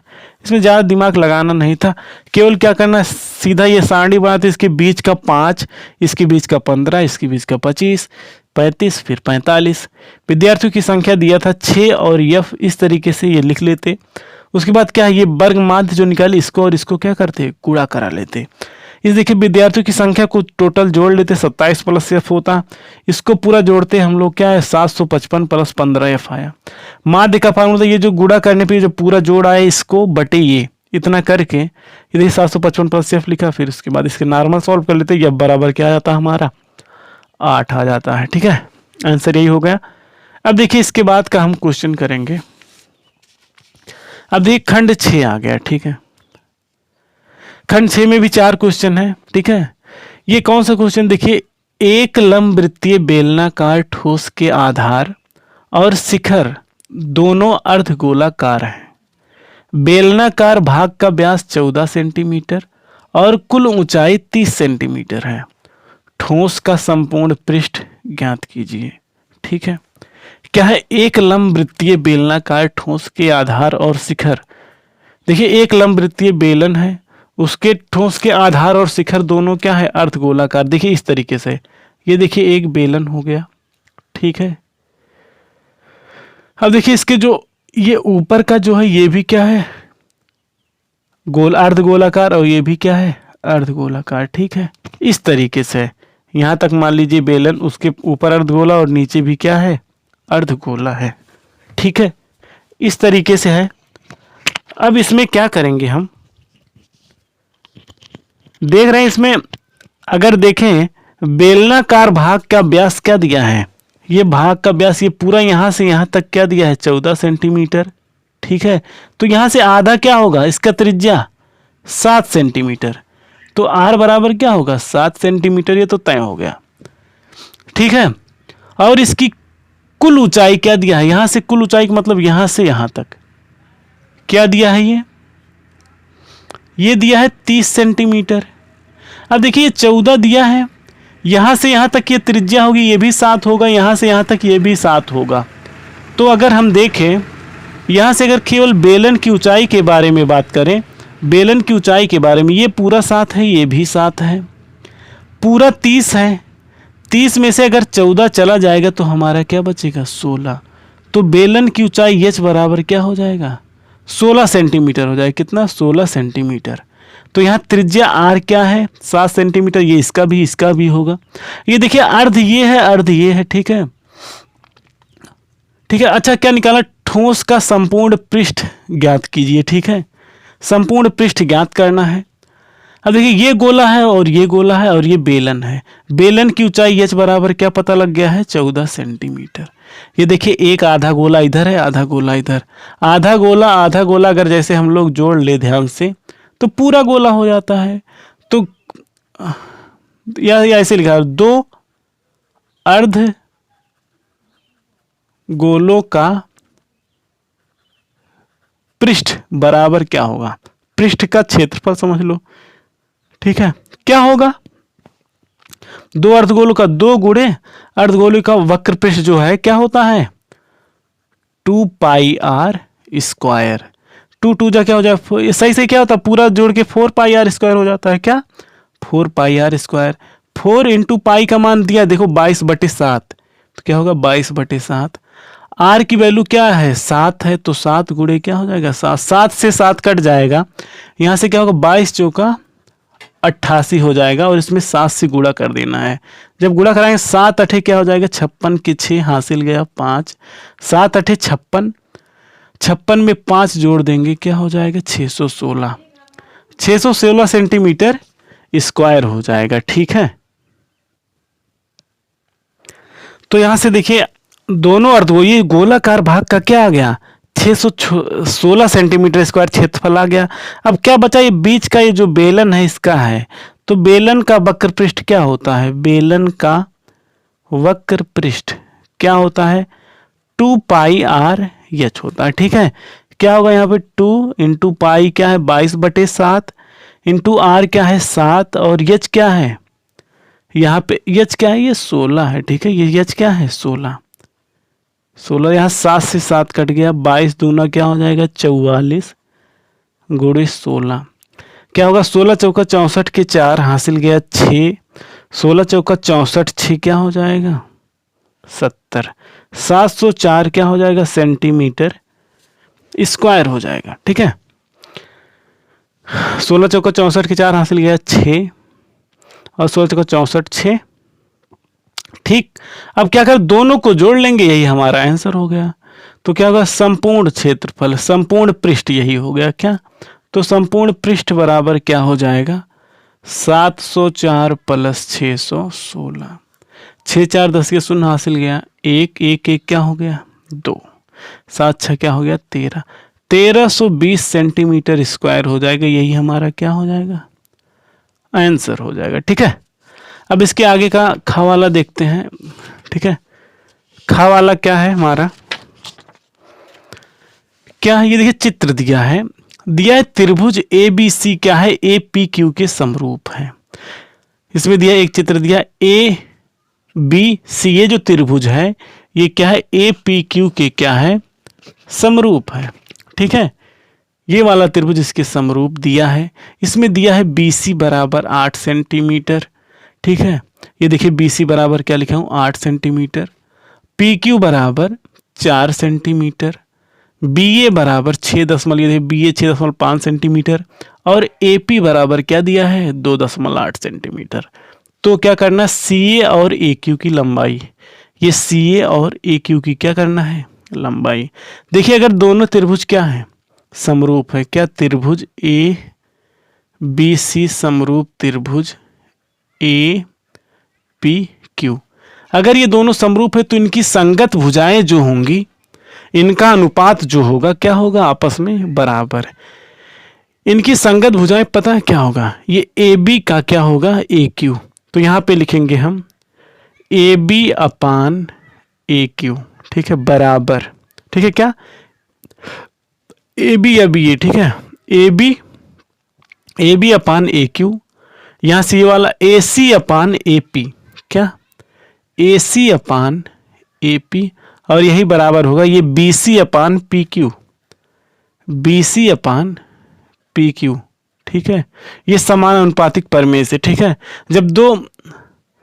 जब समरूप त्रिभुज का वो कंडीशन है क्या है, जब दो त्रिभुज समरूप होते हैं तो उनके संगत भुजाओं का अनुपात भी क्या होता है बराबर होता है। ठीक है, जब दो त्रिभुज समरूपता का नियम यही है क्या, जब दो त्रिभुज आपस में समरूप होते हैं तो उनके संगत भुजाओं का अनुपात क्या होता है बराबर होता है। अब देखिए ए बी क्या है, ए बी की जगह क्या है 6.5, और ए क्यू क्या है ए क्यू निकालना है। ठीक है, ए क्यू ही है। अब देखिए ए सी क्या है ए और सी, ए सी भी क्या करना है निकालना है, और ए पी क्या है ए से पी क्या है 2.8 बराबर बी सी क्या है बी और सी क्या है 8 है, क्या लिख देंगे 8, और पी क्यू क्या है पी क्यू यहाँ क्या है 4 है। यहाँ से 8 को 4 से जब 8 को 4 से भाग देंगे क्या आ जाएगा 2, अब देखिए ये वाला इतना और इतना एक बार बराबर करेंगे तो यहाँ देखिए क्या होगा 6.5 अपान AQ बराबर क्या है 8/4। ठीक है, इस 8/4 को जब भाग देंगे क्या आ जाएगा हमारा 6.5/AQ बराबर 2। अब देखिए AQ को यहां भेजेंगे 2 को यहां भेजेंगे तो AQ बराबर क्या हो जाएगा 2 इसके नीचे आ जाएगा मतलब 6.5 बटे क्या हो जाएगा 2। AQ यहां आ गया अकेला हो गया तो 2 यहां आ गया 6.5 बटे 2। ठीक है, तो हमारा यही AQ आ जाएगा 2 से भाग देंगे 2 तिया का 6.2 दूना 4 2 5 10 तो क्या हो जाएगा AQ 3.25 आ जाएगा। ठीक है, अब ऐसे एक बार इसको और इसको बराबर करेंगे यहां से क्या होगा AC अपान 2.8 इक्वल टू 8/4। अब देखिए 8/4 क्या होगा 2 होगा तो यहां से AC अपान 2.8 इक्वल टू क्या आ जाएगा 2। 2 से तिरछा यहाँ मल्टीप्लाई होगा तो क्या होगा AC बराबर 2 गुणे 2.8 तो AC बराबर क्या होगा 2 से 2 8 ये दशमलव यहाँ पे। ठीक है, 2 8 16 के 6 हासिल किया 1 2 दूना 4 1 5 तो क्या आ जाएगा 5.6 आ गया। ठीक है, ये आसान सा क्वेश्चन था। तो AQ की लंबाई 3.25 हो जाएगी और AC की लंबाई 5.6 हो जाएगा। ठीक है, अब इसके बाद हम अगला क्वेश्चन देखते हैं गा वाला क्या है। अब एक गा क्या है 2 अंकों की एक संख्या के अंकों का योग 9 है। क्या है 2 अंकों की एक संख्या के अंकों का योग 9 है। 2 अंकों की संख्या है। देखिए अब यहां से सॉल्यूशन क्या होगा हल क्या होगा। देखिए 2 अंकों की एक संख्या का योग 9 है। संख्या के अंकों को परस्पर बदलने से प्राप्त संख्या दी गई संख्या से 27 अधिक हो जाती है। संख्या ज्ञात कीजिए। क्या 2 अंकों की एक संख्या के अंकों का योग 9 है तो मान लो इकाई का अंक। ठीक है, इकाई का अंक मान लो y है, दहाई का अंक ठीक है x मान लो। ठीक है, इकाई का अंक y दहाई का अंक x। बोला है 2 अंकों का योग 9 है तो मतलब x प्लस y क्या होगा 9 होगा। पहला अंक इकाई का अंक y है दहाई का अंक x है। ठीक है, अब तो ये हो गया x प्लस वाई बराबर 9 हो गया। दोनों का योग क्या है 9 है। अब देखिए आगे क्या है संख्या के अंकों को परस्पर बदलने से प्राप्त संख्या। तो ये अच्छा बताइए वो संख्या क्या होगा। अगर इकाई का अंक y है दहाई का अंक x है तो संख्या क्या होगा। देखिए संख्या बराबर क्या होगा यहाँ पे दहाई का अंक है। अच्छा अभी आप देखिए अगर यहाँ पे 45 लिखा है तो हम इसको अलग से लिखना चाहें तो क्या करते हैं 40 + 5 ऐसा लिखते हैं ना। क्या करते हैं दहाई के अंक में क्या लगा देते हैं 0 या फिर इसमें क्या कर देते हैं 10 से गुणा जैसे भी समझ जाए। ठीक है, ये जब बगल लिखते हैं तो देखिए 4 केवल अकेले थोड़े लिखते हैं 0 भी लिखते हैं क्योंकि ये दहाई पे है तो 10 से गुणा करते हैं 40 धन y। ऐसे ही यहाँ पे देखिए दहाई का अंक क्या है x है। जब इसको लिखेंगे तो क्या करेंगे x गुणे 10। ठीक है, प्लस ये देखिए 4 गुणे 10 होगा ना सही से। ये क्या है 4 गुणे 10 है। ऐसे 4 गुणे 10 करेंगे तभी तो 40 आएगा। उसी तरीके से ये दहाई का अंक है x में क्या होगा 10 से गुणा होगा फिर क्या होगा y होगा। ये संख्या होगी। ठीक है, तो ये पहले स्टार्टिंग में ये था और दोनों को जोड़ने पे 9 हो रहा था। अब देखिए यहां पे क्या है संख्या के अंकों को परस्पर बदलने से। अब देखिए क्या है संख्या के अंकों को बदल दें यहाँ x y कर दें यहाँ क्या कर दें x। तो अब देखिए नई संख्या क्या होगी नई संख्या प्रश्नानुसार क्या प्रश्नानुसार जो नई संख्या होगी क्या संख्या के अंकों को बदल दो तो y गुणे 10 प्लस क्या हो जाएगा x हो जाएगा। तो देखिए बदलने से प्राप्त संख्या जो ये नई संख्या प्राप्त हुई है दी गई संख्या से 27 अधिक हो जाती है। मतलब ये संख्या जो है इस वाले संख्या से क्या है 27 अधिक हो जाती है। मतलब फिर प्रश्नानुसार ये नई संख्या ये हो गई और फिर ये दूसरा शर्त है जो ये है इस शर्त के अनुसार फिर प्रश्नानुसार या फिर द्वितीय शर्तानुसार। ठीक है, जो लिख पाए आप द्वितीय शर्तानुसार चाहे प्रश्नानुसार फिर कर दीजिए। क्या बोला है प्रश्नानुसार चाहे करिए या फिर शर्तानुसार ये क्या है इसका शर्त कि भैया जब बदल दिया गया तो दी गई संख्या, ये जो नई संख्या आई है, ये बदलने से प्राप्त संख्या दी गई संख्या से 27 अधिक होगी। ये वाला संख्या क्या है, 27 अधिक होगी। y गुणे 10 या फिर 10y, y गुणे 10 प्लस x बराबर जो ये संख्या थी, x गुणे 10 क्या होगा, तो 10x हो जाता है।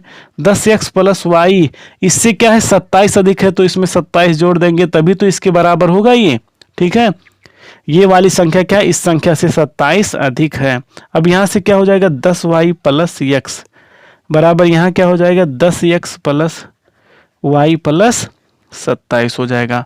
अब देखिए y को इधर ले आते हैं, x को उधर कर देते हैं। ठीक है, तो यहां से y को अगर इधर करेंगे, सबको एक तरफ कर देते हैं। ठीक है, अगर हम x को इधर, सबको इधर ले चलते हैं। ठीक है, यहाँ पे 10x है, ये x इधर जाएगा तो क्या हो जाएगा, यहाँ देखिए पहले 10x लिख दिया, 10x यहाँ से x इधर जाएगा तो -x प्लस y लिख दिया, 10y इधर है -10y और यहाँ प्लस 27 है। ठीक है, बराबर 0।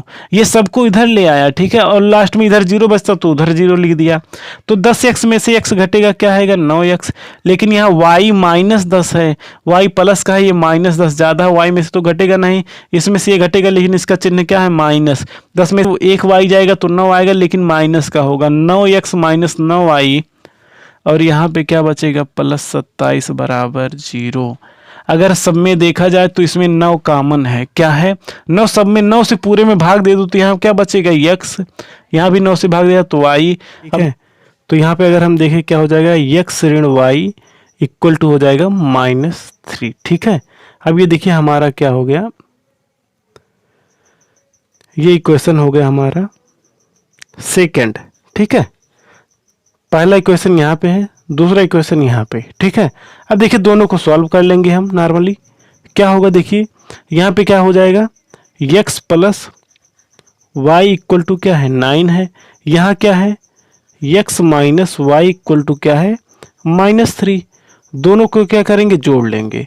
देखिए x क्या हो जाएगा 2x, यहाँ plus y minus y cancel हो जाएगा। यहाँ से क्या होगा, 9 में से 3 घट जाएगा, क्या आ जाएगा 6। तो यहाँ से x बराबर क्या आ जाएगा 3 आ जाएगा। ठीक है, क्या हो जाएगा 3। अब देखिए जब x बराबर 3 हो जाएगा, x plus y equal to क्या है 9 है, x की जगह हम अगर 3 रखेंगे तो y इक्वल टू 9, तो y इक्वल टू क्या आ जाएगा 6 आ जाएगा। ठीक है, जब 6 आ गया तो x 3 है तो हमारा 3 और y 6 आ गया। ठीक है, x 3 है y 6 है, x की जगह 3 रखेंगे, y की जगह, तो दहाई का अंक क्या है 3 है और y का अंक 6 है, तो क्या हो जाएगा हमारा 36 हो जाएगा। ठीक है, नॉर्मल यहीं से हमारा सॉल्व हो जाएगा। ठीक है, अब हम अगला क्वेश्चन देखते हैं, क्या है, ट्रिग्नोमेट्री का है। एक चिड़िया 80 मीटर ऊंचे पेड़ पर बैठी है। ठीक है, पृथ्वी तल के किसी बिंदु से चिड़िया का उन्नयन कोण 45 अंश है।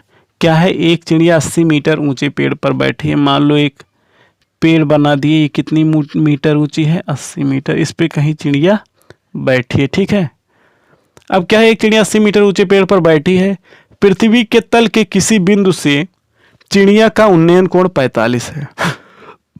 ये देखिए मान लो पृथ्वी का ये तल है, इस बिंदु पे अगर क्या है, इस बिंदु से चिड़िया का उन्नयन कोण, यहां से ऐसे देख रहे हैं तो ये कितना कोण बना रहा है 45 अंश का। ठीक है, अब चिड़िया क्षैतिज दिशा में इस प्रकार उड़ती है कि उसकी पृथ्वी तल से ऊंचाई समान रहती, मतलब इस तरीके से, चाहे इधर उड़े चाहे इधर, लेकिन एक बार ये नहीं कि ऊपर नीचे ऐसे ऐसे, यहां से ऊपर नीचे ऐसे नहीं उड़ रही, इस लाइन में। ठीक है, इसके समांतर। ठीक है, इस प्रकार उड़ती कि उसकी पृथ्वी तल से ऊंचाई समान रहती है।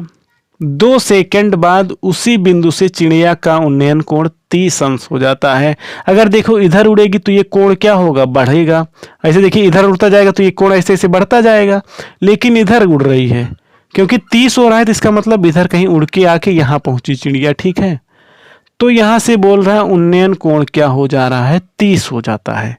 ये वाला क्या हो गया 30 अंश हो गया। लेकिन यहां भी एक चीज क्या है, जो ऊंचाई है बोल रहे हैं कि समान ऊंचाई पे। ठीक है, समान ऊंचाई समान रहती है, ये हो रहा है। ठीक है, 30 अंश हो जाता है। तो चिड़िया के तो चाल ज्ञात करना है, चिड़िया की क्या ज्ञात करनी है, चाल ज्ञात करनी है। ठीक है, अब देखिए चाल क्या, 2 सेकंड चला है, टाइम क्या दिया है, 2 सेकंड दिया है। ठीक है, टाइम दिया है 2 सेकंड। अब देखिए अगर हमें यहां से यहां तक की दूरी पता लग जाए, क्योंकि ये 2 सेकंड में चली थी, तो उसी दूरी को टाइम से भाग दे देंगे तो हमारा चाल बराबर दूरी बटे समय यहाँ आ जाएगा। तो हमें मतलब ये वाला दूरी क्या करना है, ये मान लो x से इसी को क्या करना है, निकालना है। ठीक है, अब देखिए ये x निकालने से पहले यहाँ से यहाँ तक की दूरी को हमें मानना होगा y। जब ये y तो ये पूरी दूरी क्या हो जाएगा, x प्लस y। ठीक है, अब देखिए हम यहाँ से पहले वाले ट्रायंगल में लगाएंगे, ये 45 अंश के कोण पे क्या होगा, tan 45 अंश बराबर क्या, लंब बटे आधार। लंब क्या होता है, ये लंब क्या है, 80 मीटर है, 80 बटे ये आधार क्या है, y है, यहाँ पे y। tan 45 का मान 1 होता है। ठीक है, तो 1 बराबर 80 बटे y, तो y तिरछा गुणा हो जाए तो y बराबर क्या आ जाएगा, 80 मीटर। तो यहाँ से यहाँ तक 80 मीटर है। ठीक है, तो यहाँ से अगर ध्यान से देखें तो हमारा ये क्या हो जाएगा, 80 प्लस x होगा ना पूरी दूरी, क्योंकि ये x है, y की मान 80 आ ही गया है। ठीक है, तो अगर यही डायरेक्ट हम मान लेते हैं क्या हो जाएगा, तो यहाँ से 80 प्लस x होगा। अब दूसरा लगाएंगे क्या, tan 30। ठीक है, tan 30 अगर अभी 80 प्लस x ना लिखे, tan 30 फिर यहाँ क्या होगा, लंब बटे आधार। लंब फिर क्या है 80, क्योंकि ऊंचाई उतना ही, आधार क्या है यहाँ से यहाँ तक की दूरी, y प्लस क्या होगा, x क्या होगा, y प्लस y। तो यहाँ से 80 आ गया, सीधा यहाँ रख सकते हैं। tan 30 का मान क्या होता है, 1/√3 बराबर यहाँ क्या हो जाएगा 80, y का मान भी क्या है 80, यहाँ x आ गया। ठीक है, अब ये तिरछा गुणा कर देंगे तो यहाँ क्या हो जाएगा, 80 प्लस x बराबर 80√3।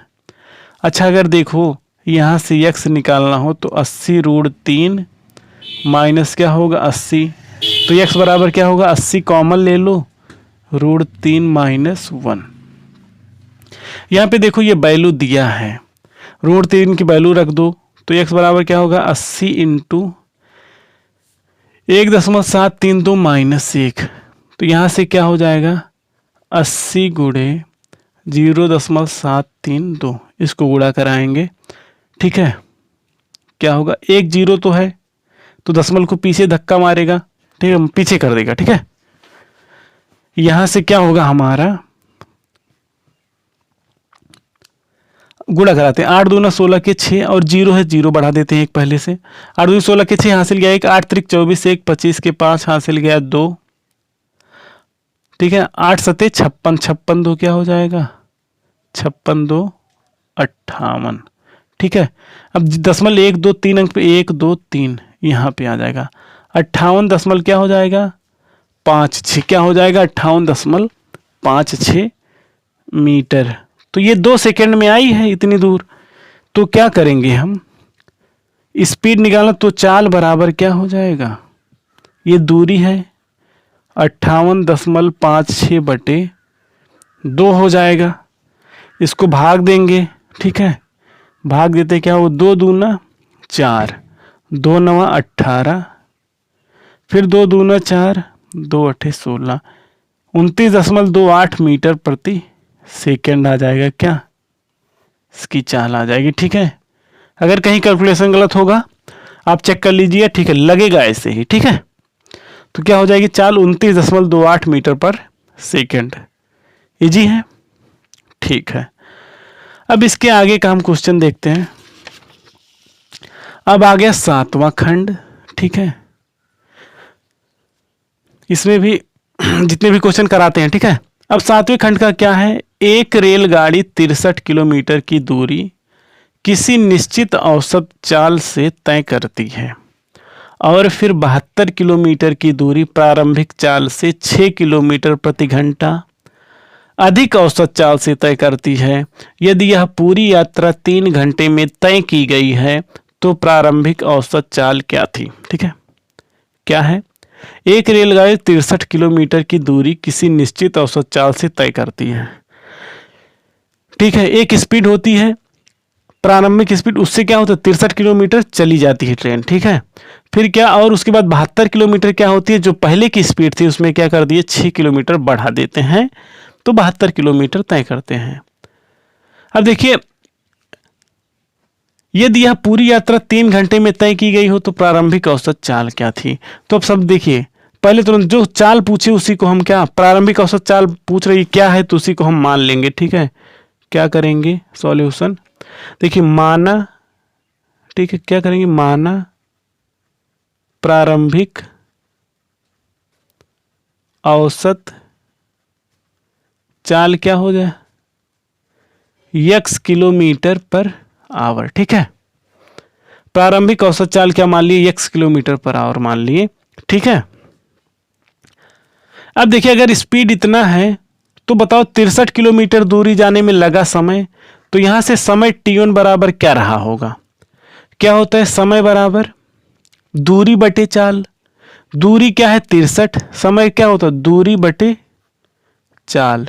ठीक है, तो दूरी क्या है 63 किलोमीटर, किस स्पीड से, x, कितना हो गया t1 बराबर क्या आ गया 63 बटे x। ठीक है, 3 नहीं x। ठीक है, 63 बटे x, ये पहला समय आ गया। ठीक है, ठीक है, अब देखिए क्या है, दूसरी जब 72 किलोमीटर की दूरी जा रहा है तो 6 किलोमीटर स्पीड बढ़ गया था। ठीक है, अब देखिए दूसरा चाल, तो नई चाल क्या होगी, नई चाल 6 किलोमीटर पर आवर बढ़ाने पर, नई चाल 6 किलोमीटर पर आवर बढ़ाने पर नई चाल क्या हो जाएगी, x plus 6 kilometre per hour. तो समय अगर t2 हो तो t2 बराबर फिर दूरी क्या है, दूरी बटे चाल। ठीक है, t2 क्या होगा, दूरी क्या थी 72, तो 72 हो गया, चाल क्या हो गया x प्लस 6। ठीक है, ये हो गया, दोनों समय निकल आया। अब देखो इसमें दिया है ना कि पूरी यात्रा 3 घंटे में तय की गई है, मतलब t1 प्लस t2, पूरा समय क्या है 3 आवर। ठीक है, तो t1 की जगह हम रख देंगे 63 बटे x और t2 की जगह क्या लिख देंगे 72 बटे x प्लस 6 बराबर 3। इसी को सॉल्व कर देंगे, हमारा क्या आ जाएगा, आंसर आ जाएगा। ठीक है, अब देखिए यहाँ तिरछा गुणा करेंगे, 63x क्या हो जाएगा यहाँ पे 63x और फिर 6 से प्लस 6 त्रिक 18 के 8 हासिल गया 1। ठीक है, अब फिर 6 36 से 1 37, 378 आ जाएगा। ठीक है, अब देखिए यहां से यहां तिरछा गुणा करेंगे तो क्या होगा, ये देखिए इसमें हुआ तो यहां से यहां 72x आ जाएगा, क्या आएगा 72x बराबर, ये नीचे होगा ये दोनों का गुणा, इन दोनों का गुणा होगा तो क्या होगा x गुणे x स्क्वायर आ जाएगा, इंटू 6 में क्या होगा 6x हो जाएगा। क्या होता है इनका आपस में गुणा होता ना, ये तिरछा गुणा कराने के बाद, तो x स्क्वायर प्लस 6x बराबर क्या आ जाएगा 3। अब देखिए यहाँ से तिरछा ये गुणा होगा तो यहाँ से क्या होगा 63x यहाँ पे है, 72x यहाँ, दोनों जोड़ेंगे 7 2 3 2 5 और 7 6 13, 135x हो जाएगा प्लस 378 इक्वल टू 3 से यहाँ गुणा कराएंगे क्या हो जाएगा 3x स्क्वायर प्लस 18x आ जाएगा। ठीक है, 18x हमारा यहाँ आ गया।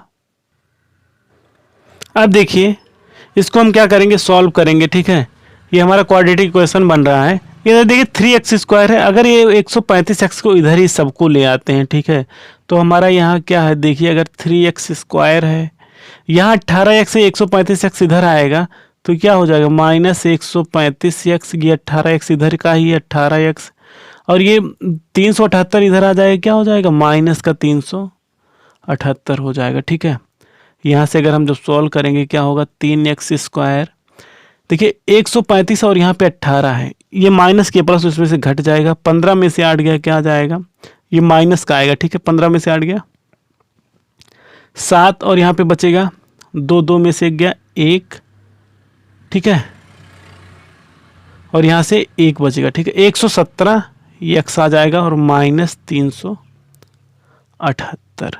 ठीक है, अब देखिए अगर ध्यान से देखें जो पूरा इसमें क्या है 3 कॉमन है, यहाँ इक्वल टू क्या बचेगा, यहाँ फिर इधर कर देंगे इक्वल टू 0। ठीक है, तीनों पूरे में क्या है 3 कॉमन है। ठीक है, जब हम 3 कॉमन लेंगे हम इधर से लिखते हैं। ठीक है, अब क्या होगा कॉमन ले, 3 से सबको भाग दे दे तो हमारा क्या बचेगा, यहाँ से एक्स स्क्वायर होगा, एक्स स्क्वायर माइनस यहाँ से 3 से भाग दे, 3 त्रिक का क्या हो जाएगा 9, 3 त्रिक का क्या हो जाएगा 9, और क्या होगा 3 9 का 27, तो 39 आ जाएगा इंटू एक्स, माइनस 3 से इसको भाग 3 1 के 3 होगा, 3 दूना 6 और 3 छक 18 इक्वल टू 0 हो जाएगा। ठीक है, अब यहाँ पे क्या है हमारा 126 है। ठीक है, क्या है हमारा 126, कैसे 3 1 के 3, 3 दूना 6 और 3 छक 18।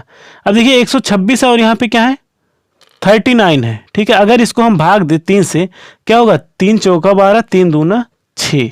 ठीक है, क्या होगा 42 इंटू 3, देखिए क्या होगा यहाँ पे हमारा फैक्टर एक्स स्क्वायर माइनस यहाँ पे 42 एक्स हो जाएगा और plus 3 x minus 126 equal to 0।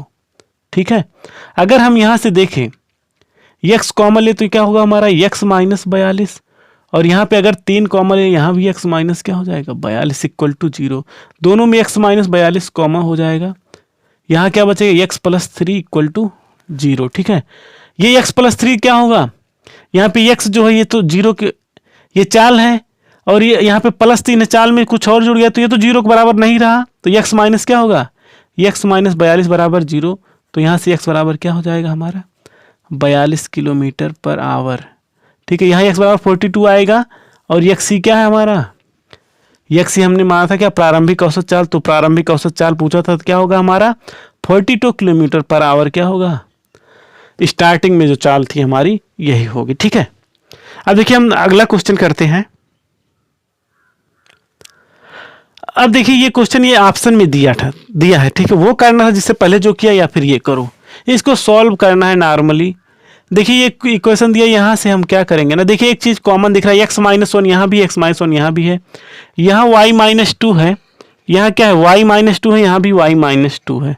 अगर देखो इसको अगर हम लिखना चाहें इसको ऐसे लिख सकते 5 इंटू 1 अपान एक्स माइनस 1। ठीक है, इस तरीके से plus 4 into 1 upon y minus 2 equal to 3, और इसको भी इसी तरीके से 6 into 1 upon x minus 1 plus 3 into 1 upon y minus 2 equal to 1। क्योंकि ऊपर वाले का ऊपर में गुणा होता तो यहाँ सीधा 6 से गुणा हो गया ये हो जाएगा, तो इसको हम इस तरीके से लिख सकते हैं। ठीक है, जब इस तरीके से लिख सकते हैं, अब देखिए यहाँ पे 1 अपान एक्स माइनस 1 को हम मान लेते हैं, यहाँ पे क्या कर देंगे माना 1 upon x minus 1 equal to यम और 1 upon y minus 2 equal to यन। अगर ये मान लेते हैं तो हमारा यहाँ से क्या हो जाएगा, पहला 5m plus 4n equal to 3 और दूसरा क्या हो जाएगा 6m minus 3n equal to 1। कितना आसान हो गया। ठीक है, अब देखिए इसको हमें सॉल्व करना है, आपको जिस भी मेथड से लगे आसान आप क्या कर सकते हैं सॉल्व कर सकते हैं। ठीक है, अब हम लोग देखते चलो प्रतिस्थापन मेथड बहुत आसान होता है। ठीक है, विलोपन भी आसान होता है, आपको जो अच्छा लगे चाहे जो करिए। ठीक है, प्रतिस्थापन करना हो प्रतिस्थापन करिए, विलोपन करना हो विलोपन करिए। ठीक है, चाहे अब देखिए अगर हम लोग विलोपन करते हैं, ठीक है क्या होगा, अब देखिए यहाँ 4n है, यहाँ क्या है 3 है, क्या कराते इसमें 3 से मल्टीप्लाई करा देते इसमें 4 से। ठीक है, इस वाले में क्या करेंगे 4 से, और क्योंकि ये 4 है यहाँ से इस वाले में क्या कराएंगे 3 से। ठीक है, इसमें 3 से इसमें 4 से। जब देखिए इस वाले समीकरण में 3 से मल्टीप्लाई करा देंगे क्या हो जाएगा 3 पचे 15m, फिर 3 चौका 12 plus 12n equal to 3 Trika 9 हो गया। यहां से क्या होगा इसमें जब 4 से मल्टीप्लाई 4 छक 24m। ठीक है, 4 तिया का 12 12n इक्वल टू 4 1 के 4। अगर सबको जोड़ ले देखिए प्लस और माइनस से कैंसिल हो जाएगा, 15 और 24 क्या होगा 39m हो जाएगा। ठीक है, और 9 4 क्या हो जाएगा 13, तो m इक्वल टू क्या हो जाएगा 13 अपान 39। ऐसे कटे 13 1 के 13, तो 1/3 आ गया। क्या आ गया m बराबर 1/3, यहाँ पुट कर देते हैं। ठीक है, m बराबर 1/3 निकालते हैं यहाँ से, m की जगह 1/3 अगर रख देंगे। ठीक है, m बराबर 1/3 तो क्या है यहाँ पे 1 upon x minus 1 equal to यम की जगह क्या लिख देंगे 1/3। ये देखिए ऊपर ऊपर बराबर तो नीचे नीचे बराबर, नीचे क्या है x-1 बराबर यहाँ क्या 3, तो x बराबर क्या हो जाएगा 4।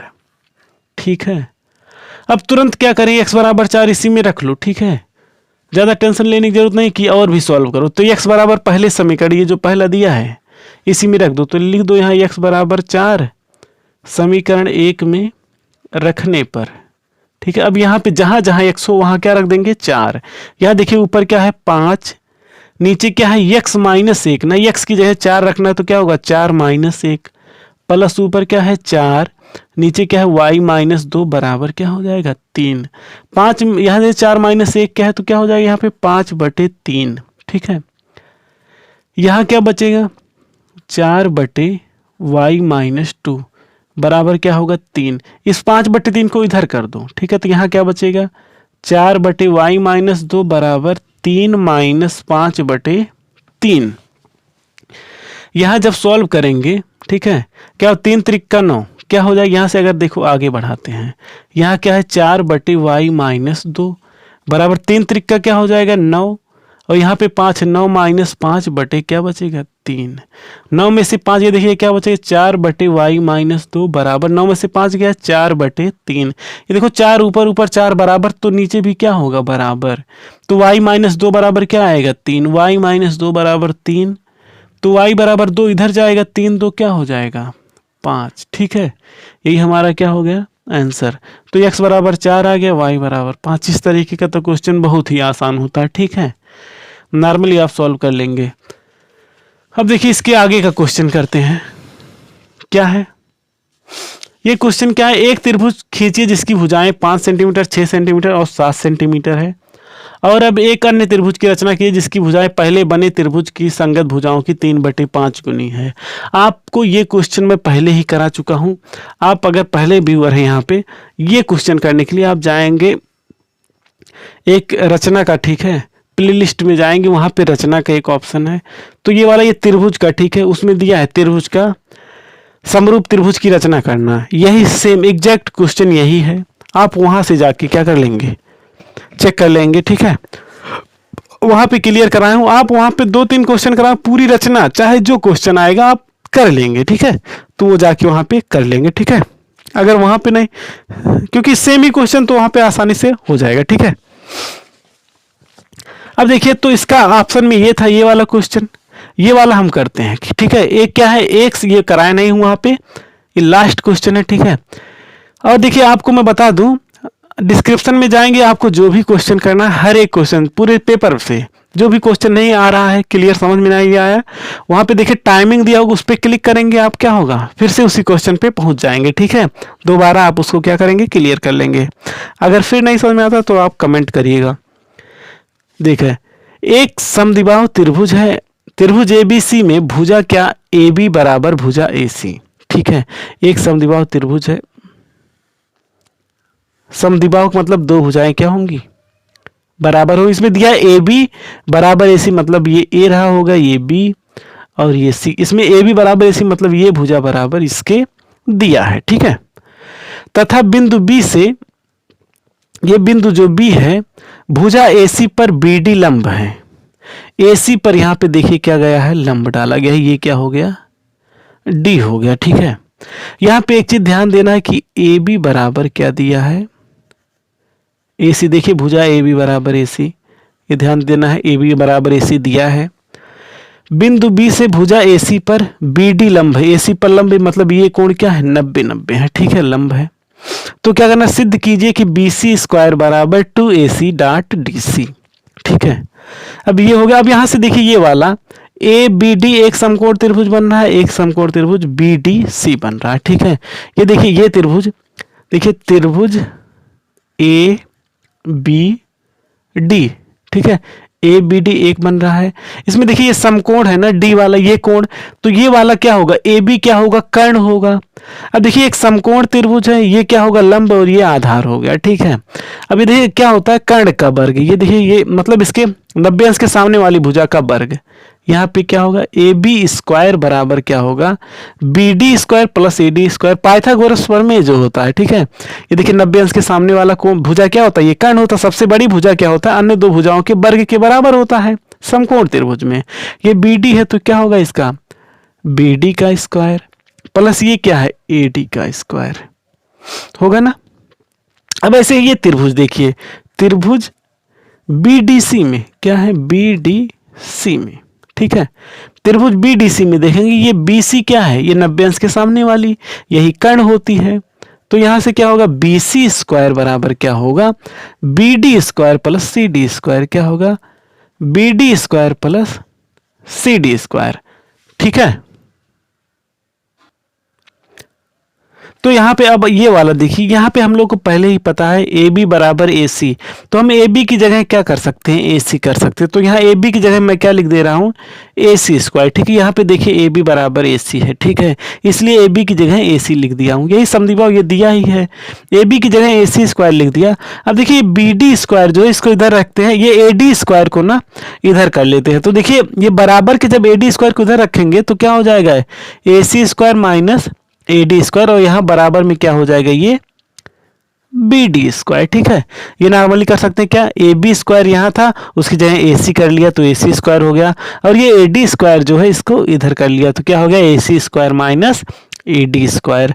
तो बी डी स्क्वायर हमारा क्या आ गया, A C square minus A D square. अब ये देखिए यहाँ पे ये समीकरण देख रहे हैं ना, ये समीकरण में अगर देखें यहाँ क्या लिखा है, ये लिखा क्या है, बी सी स्क्वायर बराबर B D square plus C D square. अब देखिए बी डी स्क्वायर जो है इसकी जगह हम A C square minus A D square लिख सकते हैं, ये बी डी स्क्वायर की जगह पे। तो यहाँ देखिए बी सी स्क्वायर ऐसे रहेगा बराबर ये जो बी डी स्क्वायर है इसकी जगह हम क्या कर देंगे, A C square minus A D square. यहाँ पे क्या हो जाएगा, A C square minus A D square plus क्या हो जाएगा यहाँ पे सी डी स्क्वायर। ठीक है, क्या हो जाएगा, सी डी स्क्वायर। ठीक है, अब देखिए यहाँ पे बी सी स्क्वायर क्या होगा, क्या होगा, देखिए यहाँ ए सी स्क्वायर जो है, ए सी, अच्छा हमें प्रूव क्या करना है, ए सी और डी सी लाना है। यहाँ देखिए बी सी इधर है, बी सी यहाँ रहने दो, ए सी है और सी डी भी है, मतलब सी डी या डी सी, लेकिन ए डी जो है इसमें नहीं दिख रहा है तो ए डी को हमें हटाना है। ए डी अगर हम देखिए ये है, ए डी को क्या लिख सकते हैं, ये देखो ए डी है ना, ये पूरा क्या होता है, ए डी की जगह हम लिख सकते हैं ए सी माइनस सी डी। क्या करें, अगर ये पूरे ए सी में से क्या करें, ए सी में से सी डी घटा दे तो क्या आएगा, ए डी। तो ए डी की जगह क्या लिख सकते हैं, यहां से देखिए ए डी की जगह हम क्या लिख सकते हैं, ये पूरा ए सी, पूरे में से ये सी डी क्या करें, घटा दें तो ए डी की जगह हो जाएगा। तो यहां से हम क्या करेंगे, A C square minus A D square है ना, ए डी की जगह क्या होगा, A C minus C D का क्या हो जाएगा, whole square plus C D square. ठीक है, इसी को सॉल्व करेंगे, थोड़ा सा पेशेंस रखेंगे, आराम से हो जाएगा। देखिए यहाँ पे क्या है, ए सी स्क्वायर हो जाएगा।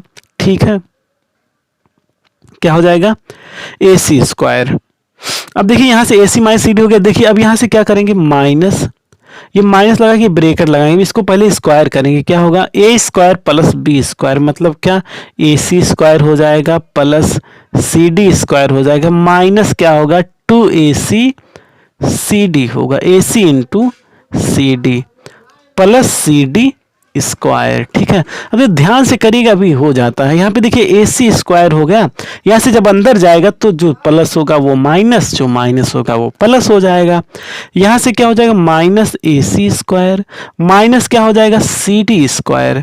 अब देखिए माइनस माइनस क्या हो जाएगा, plus two A C into C D हो जाएगा प्लस क्या है, सी डी स्क्वायर। देखिए यहाँ ए सी स्क्वायर है, यहाँ माइनस का ऐसे स्क्वायर कट जाएगा, यहाँ सी डी स्क्वायर है और ये प्लस सी डी स्क्वायर ये भी कट जाएगा। क्या बचा हमारा, two A C into C D, क्या बचा, two A C into C D है, हमें लाना डी सी है। देखो सी डी चाहे पढ़ो चाहे डी सी पढ़ो, चलो सी डी की जगह हम क्या कर देते हैं, डी सी। ठीक है, कोई दिक्कत की बात नहीं है। ठीक है, और यहाँ पे इधर क्या था हमारा, B C square, B C square लिख दिया तो देखिए आराम से हो गया ना।